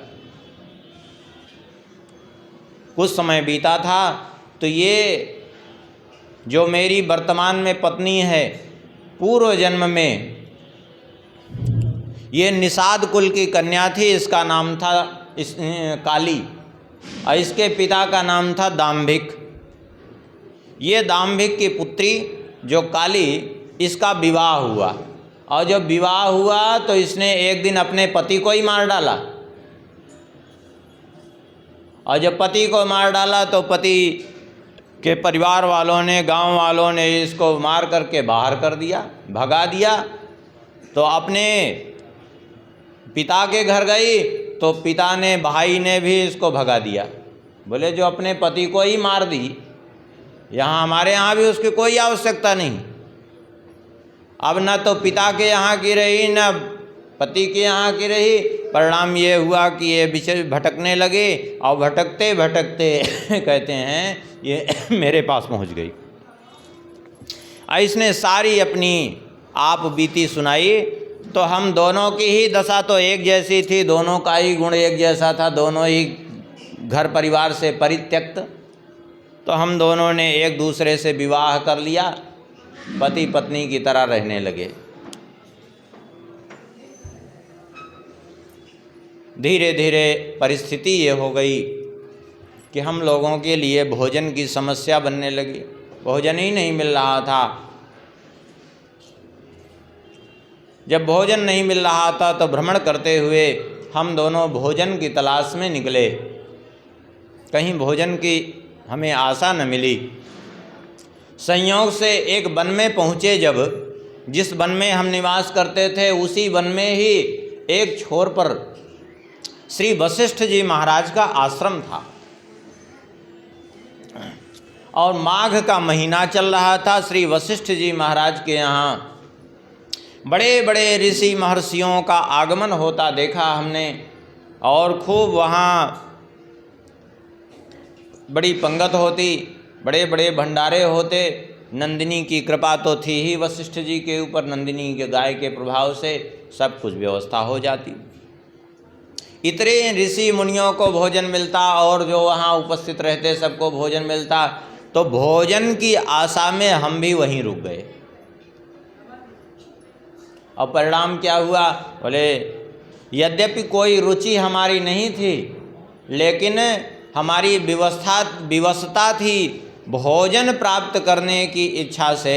वहाँ माघ महीने के शुक्ल पक्ष में श्री रामायण की कथा प्रारंभ हुई। तो भोजन की लालसा में कि चलो यहाँ कथा सुनेंगे तो कथा के अंत में हमें भी भोजन मिल जाएगा, तो कथा में बैठ जाते। यद्यपि कथा में कोई श्रद्धा नहीं थी, लेकिन फिर भी बैठ जाते कथा में। और परिणाम क्या हुआ? बोले अश्रद्धा पूर्वक कथा हमने 9 दिन सुनी। अब हम दोनों की अवस्था भी हो गई थी। अचानक बड़ी विचित्र घटना हम लोगों के साथ घट गई, और दोनों की एक साथ मृत्यु हो गई। अब मरने के बाद, वो कथाई के बाद मृत्यु हो गई। अब मरने के बाद जो है दिव्य विमान आया, और विमान पर बैठा करके हमें ले गए उस जगह पर, उस धाम में जहाँ भगवान चक्रपाणी का सानिध्य प्राप्त था। उनके धाम में तो पहुँच गए और बहुत समय वहाँ निवास किया, लेकिन फिर से वहाँ से हमें विदा कर दिया गया। क्यों? अरे भगवान के धाम में पहुँच, अब कहेंगे कि भगवान के धाम में जाकर के तो कोई वापस नहीं आता वैकुंठ लोक में, तो फिर ये कैसे वापस आ गए? ये नित्य वैकुंठ में नहीं गए थे, ये रमा वैकुंठ में गए थे। ये भी ध्यान देने की बात है। नित्य वैकुंठ में जाने के बाद कोई वापस नहीं आता, लेकिन रमा वैकुंठ में गए थे, जहाँ से जय विजय का पतन हुआ था। क्यों वहाँ गए थे और क्यों वापस आना पड़ा? क्योंकि कथा तो सुनी थी, लेकिन कथा जो है अनिच्छापूर्वक सुनी थी, उद्देश्य भोजन का था, कथा का उद्देश्य नहीं था। तो बहुत समय तक वहाँ रखा और उसके बाद फिर से वहाँ से हमें भेज दिया। अब भेज दिया तो स्वर्गलोक में आए और स्वर्गलोक में कुछ समय रहे और उसके बाद फिर हमारा जन्म हुआ यहाँ द्वापर में। और द्वापर में जन्म हुआ तो मैं आपके सामने हूँ। और उस कथा का प्रभाव है कि इतने समय वहाँ निवास करे, फिर स्वर्ग में निवास किया, अब यहाँ जन्म भी हुआ तो एक राजा के रूप में, चक्रवर्ती सम्राट के रूप में। तो मुझे पूर्व का स्मरण बना हुआ है, इसलिए मैंने निश्चय कर लिया जब अनिच्छापूर्वक कथा सुनी तो हमें यह लाभ प्राप्त हुआ। यदि हमने सचमुच में श्रद्धापूर्वक, इच्छापूर्वक कथा सुनी होती तो फिर हमें संसार में फिर से न लौटना पड़ता। इसलिए अब हम निरंतर कथा ही सुनते हैं और भगवान के भजन में रत रहते हैं। ये अपनी आप बीती जो है सुनाई इन्होंने, राजा सुमति ने अपने पूर्व जन्म की घटना, और कहा वो माघ का महीना था, इसलिए तब से हमने निश्चय कर लिया कि हर महीने में अब हम भी माघ में कथा ही सुनेंगे। इसलिए हर साल माघ में हम निकाल लेते हैं कथा सुनने के लिए। बाकी समय अपना जो है भले ही राजकार्य में लगावें, लेकिन माघ का महीना हम इसलिए भगवान की कथा में अपने को पूरी तरह लगा देते हैं।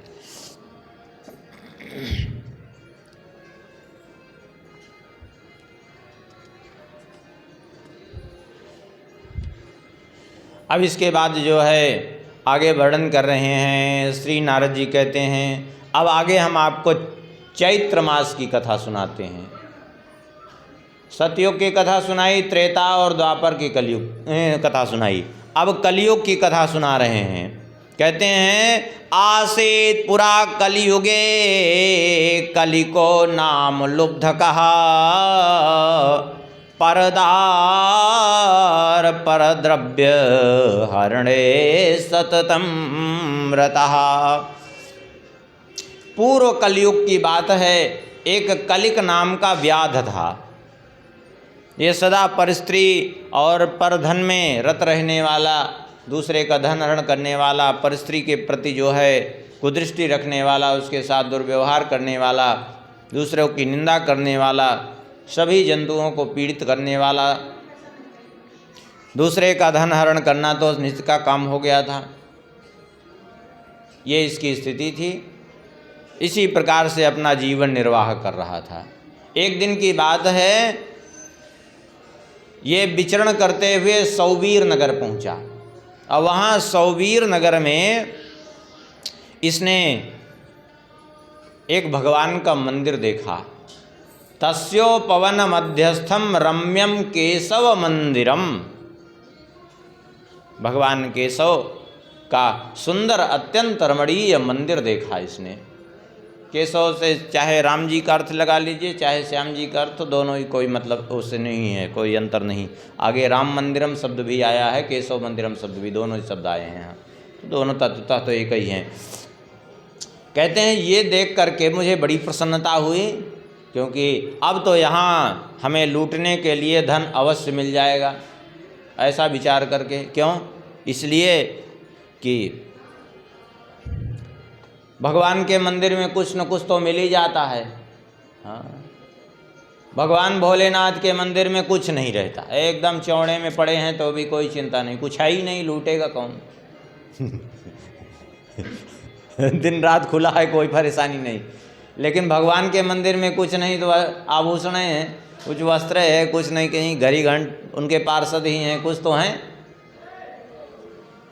तो ये देख करके कहते हैं, उस मंदिर को देख करके जगाम राम भवनम कीनाश चौर्य लोलुपः, वह चोरी करने के उद्देश्य से वह लोलुप व्यक्ति वह पहुंच गया श्री राम जी के भवन में, अर्थात मंदिर में। और वहाँ रात्रि में उसने प्रवेश किया चोरी करने की इच्छा से। चारों ओर देखा, कोई दिखाई नहीं पड़ा। गया चोरी करने के लिए मंदिर में अंदर, तो अचानक वहीं पर श्री उत्तंक महर्षि को बैठे हुए देखा। उत्तंक महर्षि ध्यानस्थ थे, उनका तो ध्यान लगा हुआ था, बाहर का कुछ भी बोध नहीं कि कौन आ रहा है, कौन जा रहा है, क्या हो रहा है, कुछ भी बोध नहीं था। लेकिन इसने सोचा कि ये तो अच्छी समस्या खड़ी हुई, ये तो हमको देख लिए। जबकि वो देखे, वो तो ध्यानस्थ थे, लेकिन इनको अपने कार्य में बाधक समझ करके इसने सोचा कि पहले इनको निपटा दे, नहीं तो ये शोर शराबा मचाएंगे तो फिर हम फंस जाएंगे, इसलिए पहले ही इनका ही काम तमाम करें, फिर आगे लूटपाट करेंगे। ऐसा विचार करके उसने तलवार उठाई और ध्यानस्थ महर्षि उत्तंक जी की छाती पर चढ़ गया, उनको गिरा कर भूमि पर। और जैसे ही मारने के लिए उद्यत हुआ, वैसे ही श्री उत्तंक जी का ध्यान भंग हो गया। उत्तंक जी ने जैसे ही इसको देखा, उनका ध्यान भंग हुआ कि ये तो मारने जा रहा है हमें। तो उत्तंक जी ने कहा, भो भो साधो वृथा माम त्वं हनिष्यसि निरागसम् मया किमपराधं ते तद्वद त्वं चलोब्दका। उत्तंक जी ने कहा, अरे भले मानुष, हमने तुम्हारा क्या बिगाड़ा जो तुम मुझे मारना चाहते हो? क्या अपराध किया है? हमने तो सारे जगत को अभय प्रदान कर दिया है, किसी से कोई हमारा लेना देना नहीं, किसी से कोई बैर नहीं, फिर तुम मुझे क्यों मारना चाहते हो? तुम्हारा तो मैंने कुछ भी नहीं बिगाड़ा है, क्यों व्यर्थ की हिंसा तुम कर रहे हो? इस प्रकार से उत्तंक जी ने जब कहा, तो अचानक एक तो भगवान श्री राम जी की कृपा, दूसरे महर्षि उत्तंक जी का दर्शन, उनका स्पर्श और उनकी वाणी सुन करके उसके कुछ पाप नष्ट हो गए और उसके अंदर अचानक जो है दया भाव का संचार होने लगा। उसने सोचा, बात तो ये ठीक कह रहे हैं, हम इनको क्यों मार रहे हैं? हमारा तो इन्होंने कुछ भी नहीं बिगाड़ा, बात तो इन्हें सही कह रहे हैं। तो छोड़ दिया और अब उसको अपने आप पर पश्चाताप होने लगा कि आखिर मैं इतने लोगों की हत्या करता हूँ, इससे हमें क्या फ़ायदा मिलता है? कोई फ़ायदा नहीं मिलता, मैं तो केवल पाप ही पाप करता जा रहा हूँ। धन्य तो ये महात्माओं का जीवन है।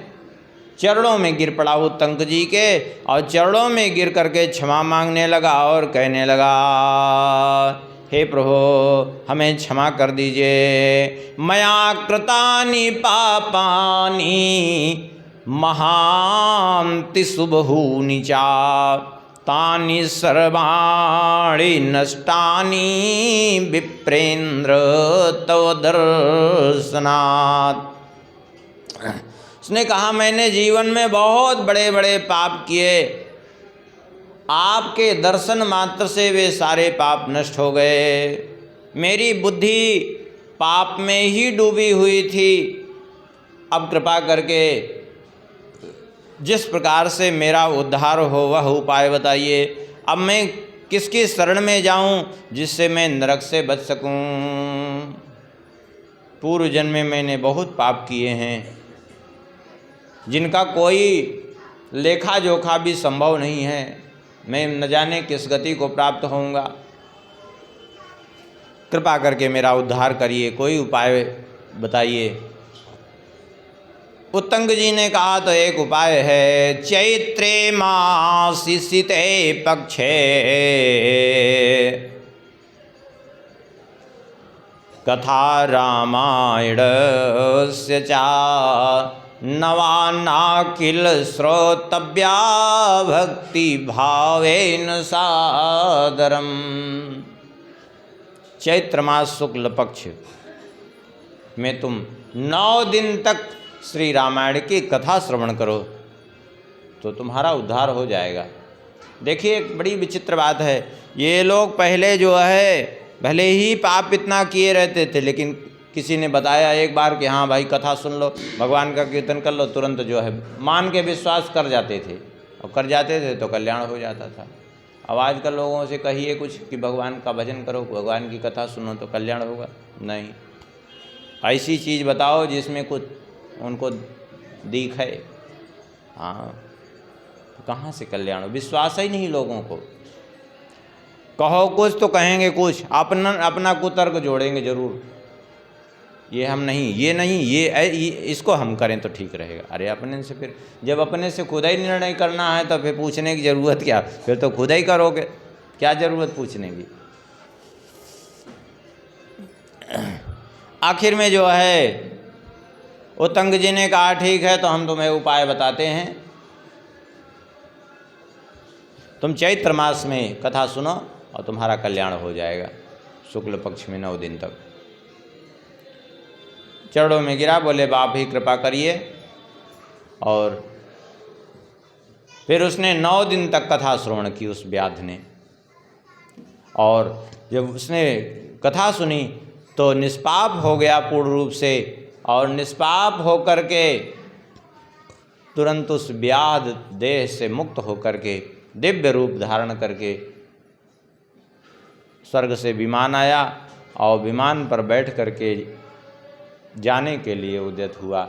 आकर के उत्तंग जी के चरणों में प्रणाम किया और कहा, भगवान आपकी कृपा से हमारा उद्धार हो गया, आपने हमारा कल्याण कर दिया।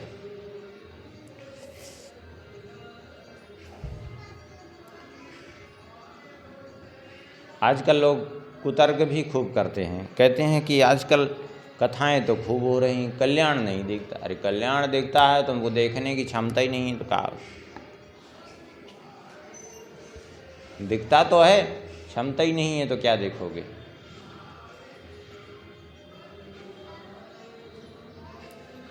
देखिए कुछ लोग तो आजकल ऐसे भी कुतर्क कर देंगे, कह देंगे देखो उत्तंग जी ने सुनाया, उसका जब उद्धार हो गया तो उत्तंग जी सुनाने वाले का क्यों नहीं उद्धार किया? अरे सुनाने वाले का उद्धार हो, सुनाने वाला तो स्वाभाविक वो मुक्त ही है, वो तो जब भगवान की इच्छा होगी तब तो उनका उद्धार हो जाएगा, जब चाहेंगे तब। क्यों? मुक्ति ही करतले स्थिता, मुक्ति उनके मुट्ठी में आ जाती है। लेकिन नौटंकी करने वाला ना हो तो, और नौटंकी करने वाला हो तो फिर तो संसार की तरह वो भी भटकेगा ही भटकेगा।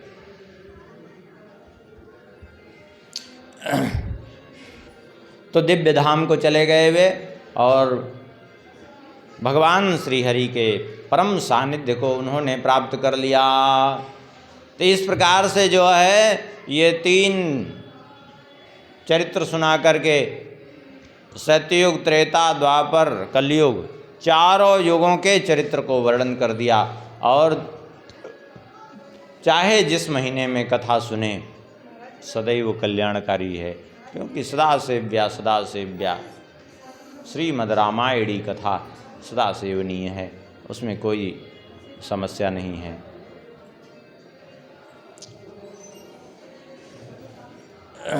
सनत कुमार जी ने नारद जी से कहा कि अब कृपा करके विधि बता दीजिए कि कथा श्रवण की विधि क्या है।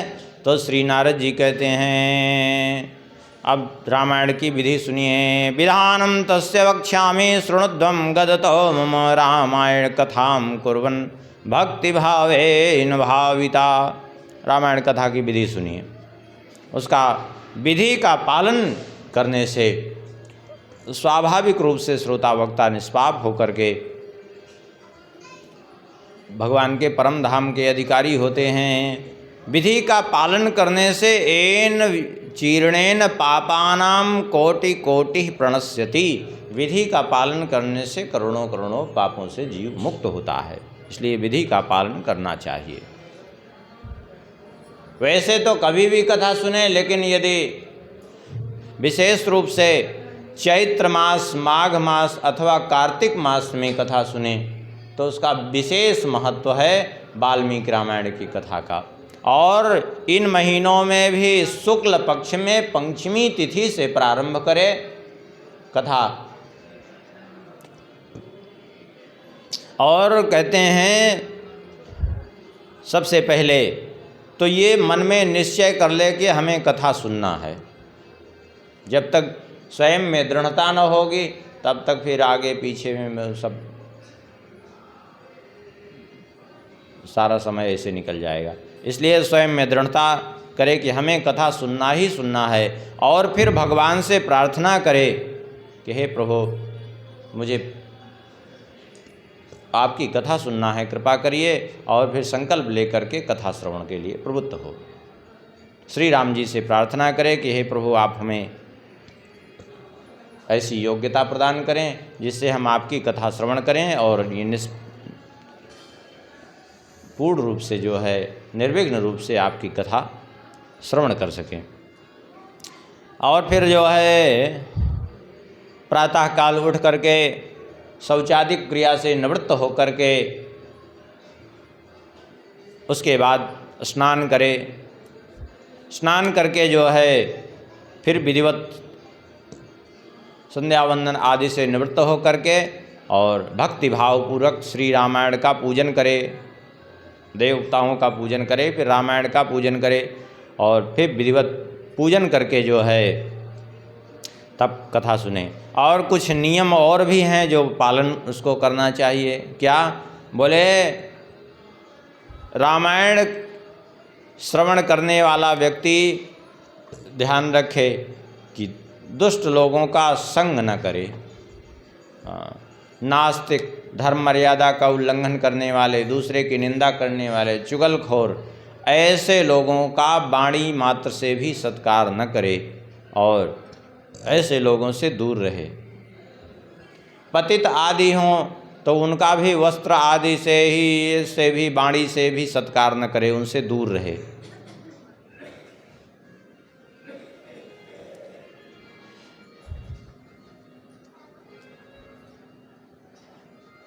और जो है कुछ ऐसे अनुचित प्रकार से कमाए हुए द्रव्य हैं जिनका उपयोग करने से सदैव बचे मनुष्य, जैसे जारज, कुंडज आदि लोगों के अन्न का त्याग करना चाहिए। जारज माने स्वेच्छाचारणी स्त्री के द्वारा जो है उत्पन्न संतान, स्वेच्छाचारणी के वर्ग का भोजन नहीं करना चाहिए।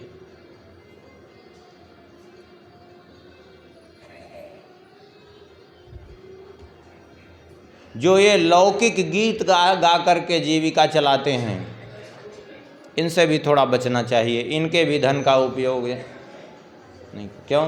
क्योंकि इनका भी स्वभाव होता है झूठ बोलने का।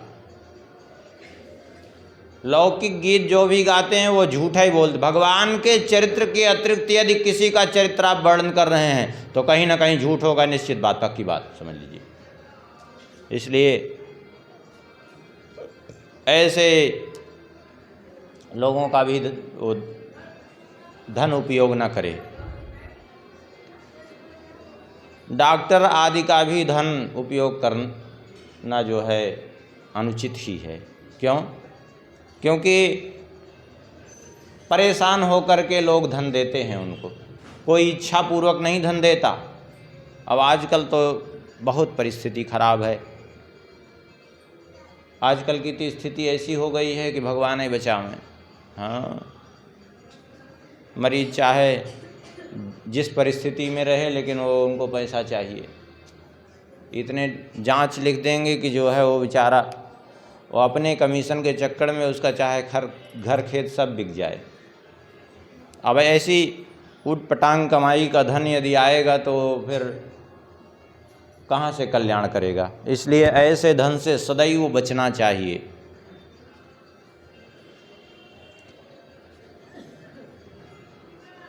देवता के निमित्त से आए हुए धन, आप लोग बैठ जाइए यहाँ कृपा करके, इनसे भी बचना चाहिए। नास्ति गंगा समम तीर्थम नास्ति मातृ समो गुरु नास्ति विष्णु परो देवो नास्ति रामायणात् परम। कहते हैं गंगा जी के समान कोई भी तीर्थ नहीं है, अर्थात पवित्र करने वालों में गंगा जी से श्रेष्ठ कोई तीर्थ नहीं। माता के समान कोई गुरु नहीं, भगवान विष्णु के समान कोई देवता नहीं, ऐसे श्री राम जी के जैसा चरित्र किसी का नहीं है। श्री राम जी का चरित्र श्री राम जी का ही है, दूसरा कोई नहीं हो सकता। रामायण के जैसे रामायण ही है। 9 दिन तक बड़े प्रेम से कथा सुने और जो है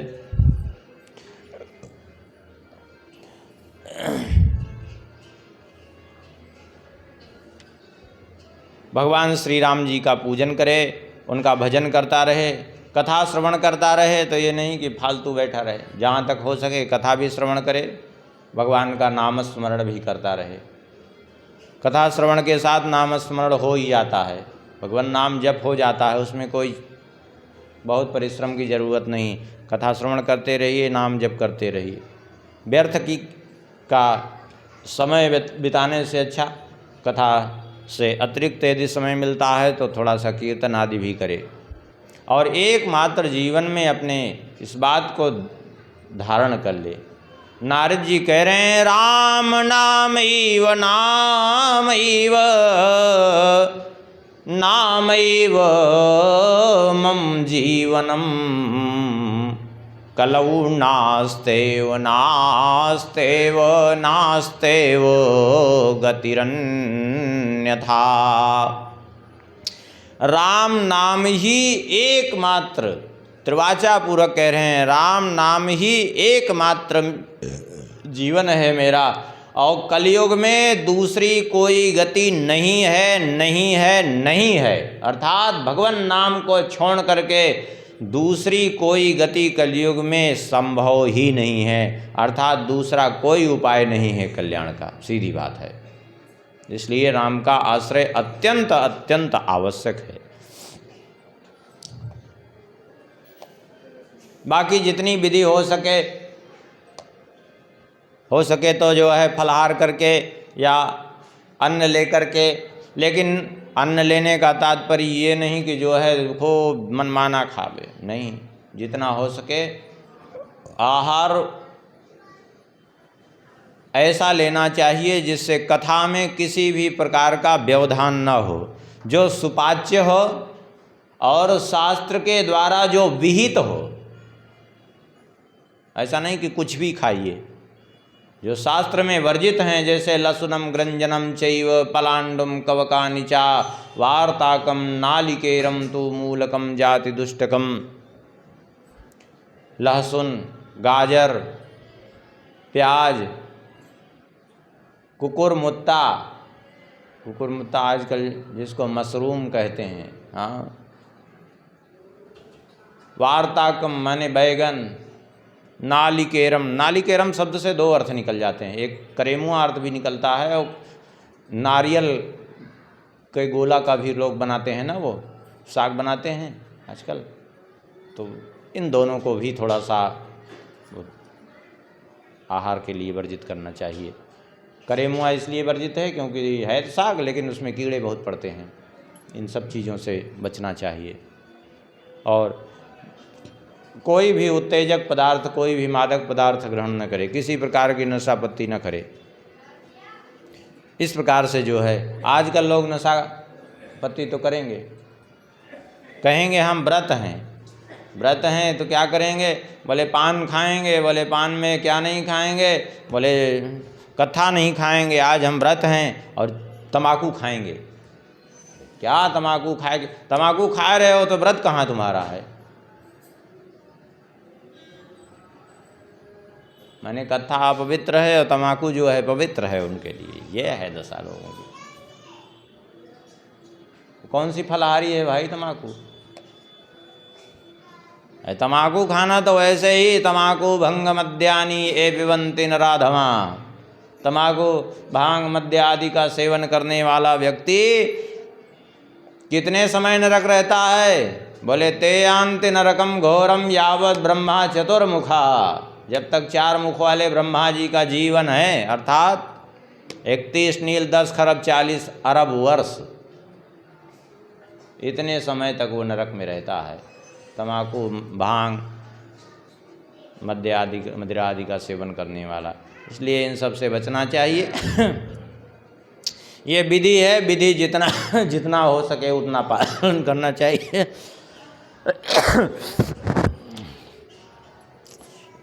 और यही महात्म्य संपन्न होता है। अब थोड़ा सा बाल कांड में प्रवेश कर लें, थोड़ा सा भगवान नाम कीर्तन कर लें, तो बाल कांड में प्रवेश करेंगे। और श्री राम जय राम जय जय राम,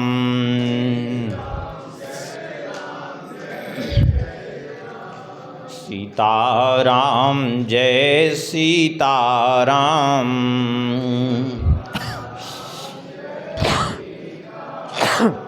सीताराम जय सीताराम,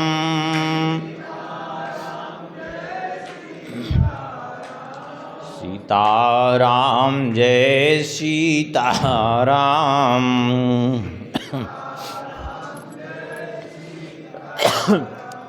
सीताराम जय सीताराम,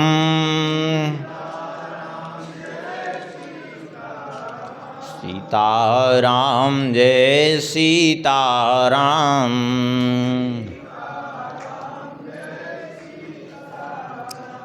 सीताराम जय सीताराम,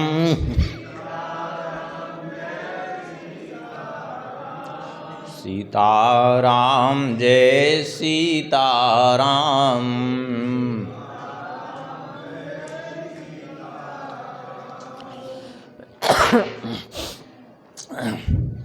अब श्रीमद् वाल्मीकि रामायण में प्रवेश करते हैं। भगवान वाल्मीकि जी कहते हैं आगे, ओम तपः स्वाध्याय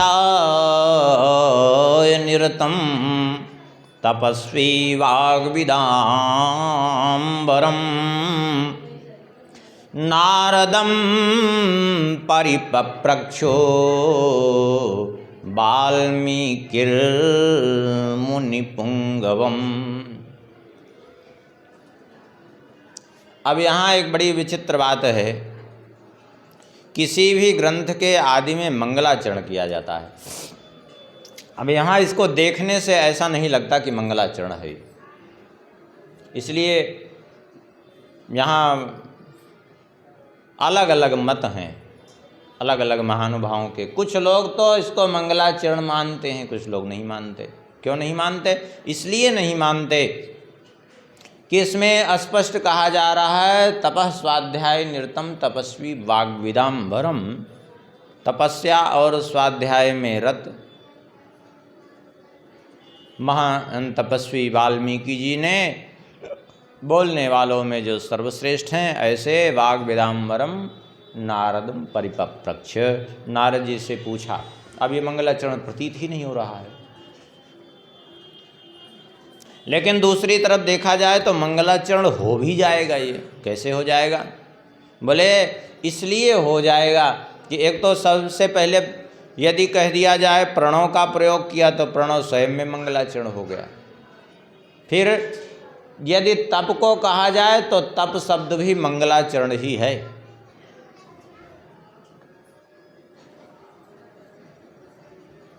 आप पाणिनि जी के अष्टाध्यायी देखिए, पाणिनि जी के अष्टाध्यायी में आपको मंगलाचरण स्वतंत्र नहीं दिखता, लेकिन उन्होंने सबसे पहला जो सूत्र लिखा वृद्धिरादैच, वही मंगलाचरण हो गया।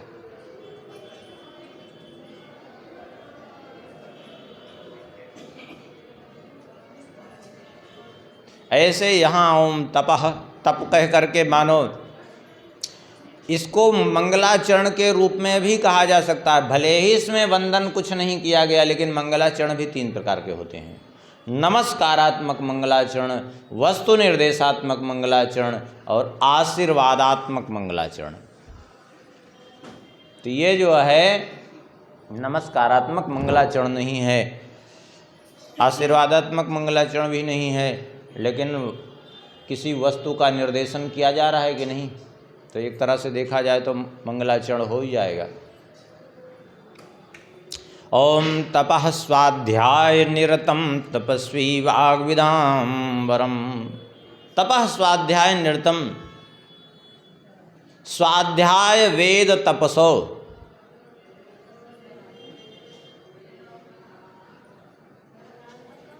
तपः स्वाध्याय निरतम, अर्थात तपस्या और स्वाध्याय में जो निरंतर रत रहने वाले। तपस्वाध्याय, तपस्वाध्याय माने उत्कंठापूर्वक अध्ययनम स्मरणम तेन अयते तपस्वाध्याय निरतम, जो निरंतर भगवान के स्मरण में निरंतर जो लगे रहते हैं, भगवान के स्मरण में ही जिनका स्वाध्याय माने केवल पुस्तक पढ़ना नहीं, स्वा माने स्वयं अपने आप का, अध्याय माने स्वयं आत्मानुसंधान करना कि हम किस परिस्थिति में हैं। ये क्या है? ये भी स्वाध्याय है। तपस्वाध्याय निरतम,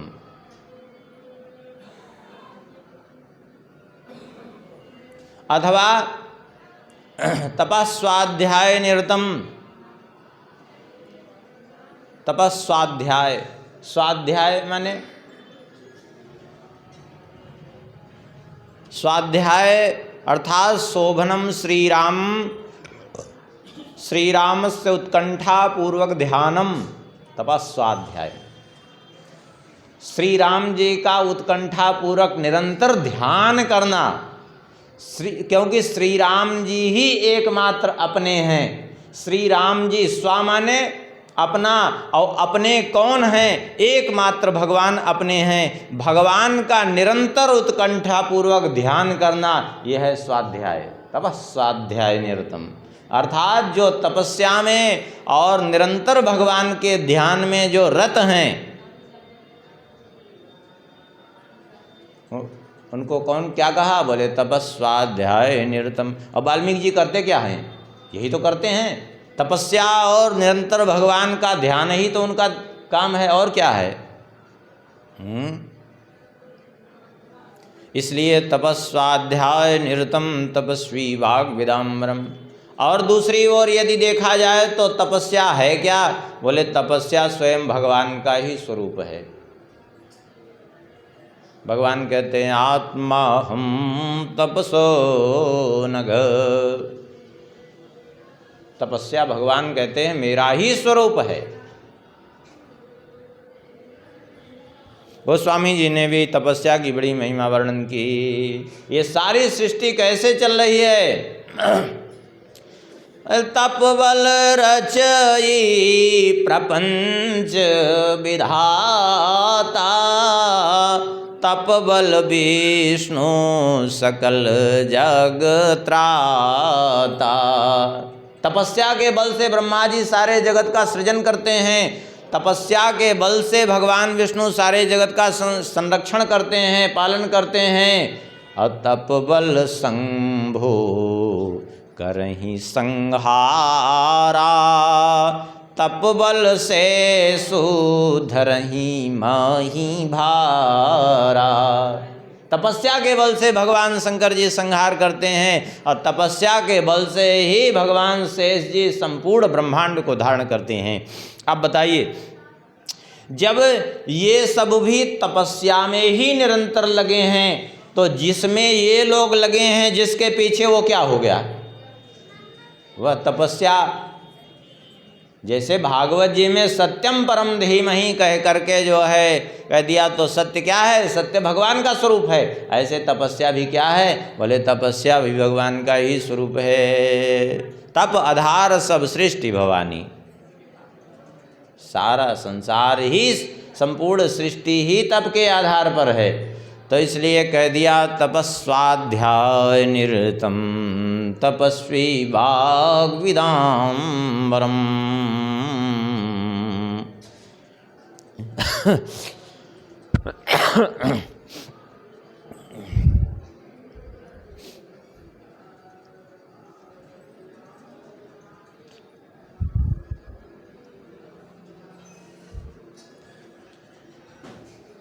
इसलिए यहाँ यदि ये कह दिया जाए कि मंगलाचरण पूरी तरह से कह दिया जाए है ही नहीं, तो ये भी बहुत उचित बात नहीं समझ में आती। दूसरी तरफ से देखा जाए तो नहीं भी है। आगे एक मंगलाचरण आपको और मिलेगा, वो भी मंगलाचरण जैसा नहीं दिख रहा है। कल के प्रसंग में उसका स्मरण करेंगे। मंगलाचरण जैसा दिख नहीं रहा है जो वाल्मीकि जी महाराज के मुख से सर्वप्रथम श्लोक निकला, लेकिन फिर भी मंगलाचरण बन भी जाता है, वो है भी नहीं, फिर भी दोनों ही उसमें दिख रहा है।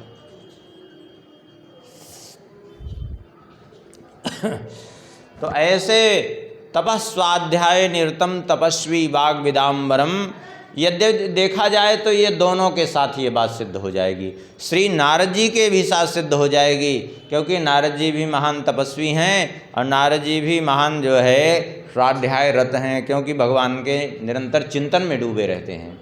और वाल्मीकि जी भी निरंतर तपस्या में और स्वाध्याय में रत रहते हैं। दोनों के साथ ही ये बात घटित हो जाएगी। कहेंगे नारद जी तपस्या, हाँ, अब नारद जी से बढ़ के तपस्वी कौन मिलेगा। अब नारद जी को देखिए, अभी आप क्या करते हैं, परिक्रमा करते हैं ना, एक दिन में कितना परिक्रमा किए। मान लिया हम कहते हैं 21 किलोमीटर 14 कोसी परिक्रमा लगा लिए, तो एक दिन में 14 कोसी परिक्रमा लगाने में कितनी दुर्दशा होती है।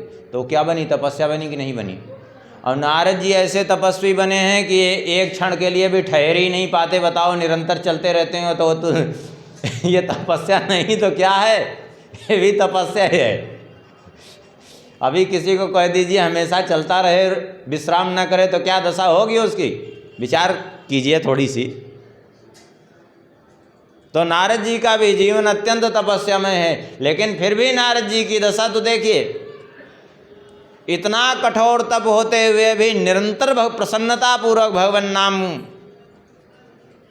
कीर्तन करते रहते हैं। और इसीलिए वो तपस्या इन पर अपना कोई जो है दुष्प्रभाव नहीं दिखाती। अर्थात इतना भ्रमण करने के बाद भी न तो कोई श्रम होता है, न कभी किसी प्रकार का कष्ट होता है। क्यों? क्योंकि भगवान के नाम से पायो परम विश्राम, परम विश्राम की प्राप्ति होती है। तो इसलिए दोनों के साथ सिद्ध हो जाएगी। तपस्वाध्याय निरतम तपस्वी वाग विदाम्बरम नारदम परिपप्रक्षु वाल्मीकिर्मुनिपुंगवम। नारद जी को प्रणाम करके श्री महर्षि वाल्मीकि जी ने उनसे प्रश्न किया, उनसे प्रश्न किया। और यहाँ जो प्रश्न किया, कुछ गुणों का नाम लेकर के नारद जी श्री वाल्मीकि जी ने उनसे प्रश्न किया कि इन इन गुणों से संपन्न कौन है। अब वो क्या प्रश्न किया है उसको कल के प्रसंग में स्मरण करेंगे, क्योंकि आज थोड़ा सा ये उत्सव के कारण जल्दी आरती होनी है और कल से प्रयास रहेगा कि थोड़ा कथा समय से प्रारंभ हो जाए। आज तो पहला दिन था। थोड़ा भगवान नाम कीर्तन करें, उसके बाद फिर आरती का दर्शन करें। जो है श्री राम जय जय राम। सीताराम जय सीताराम।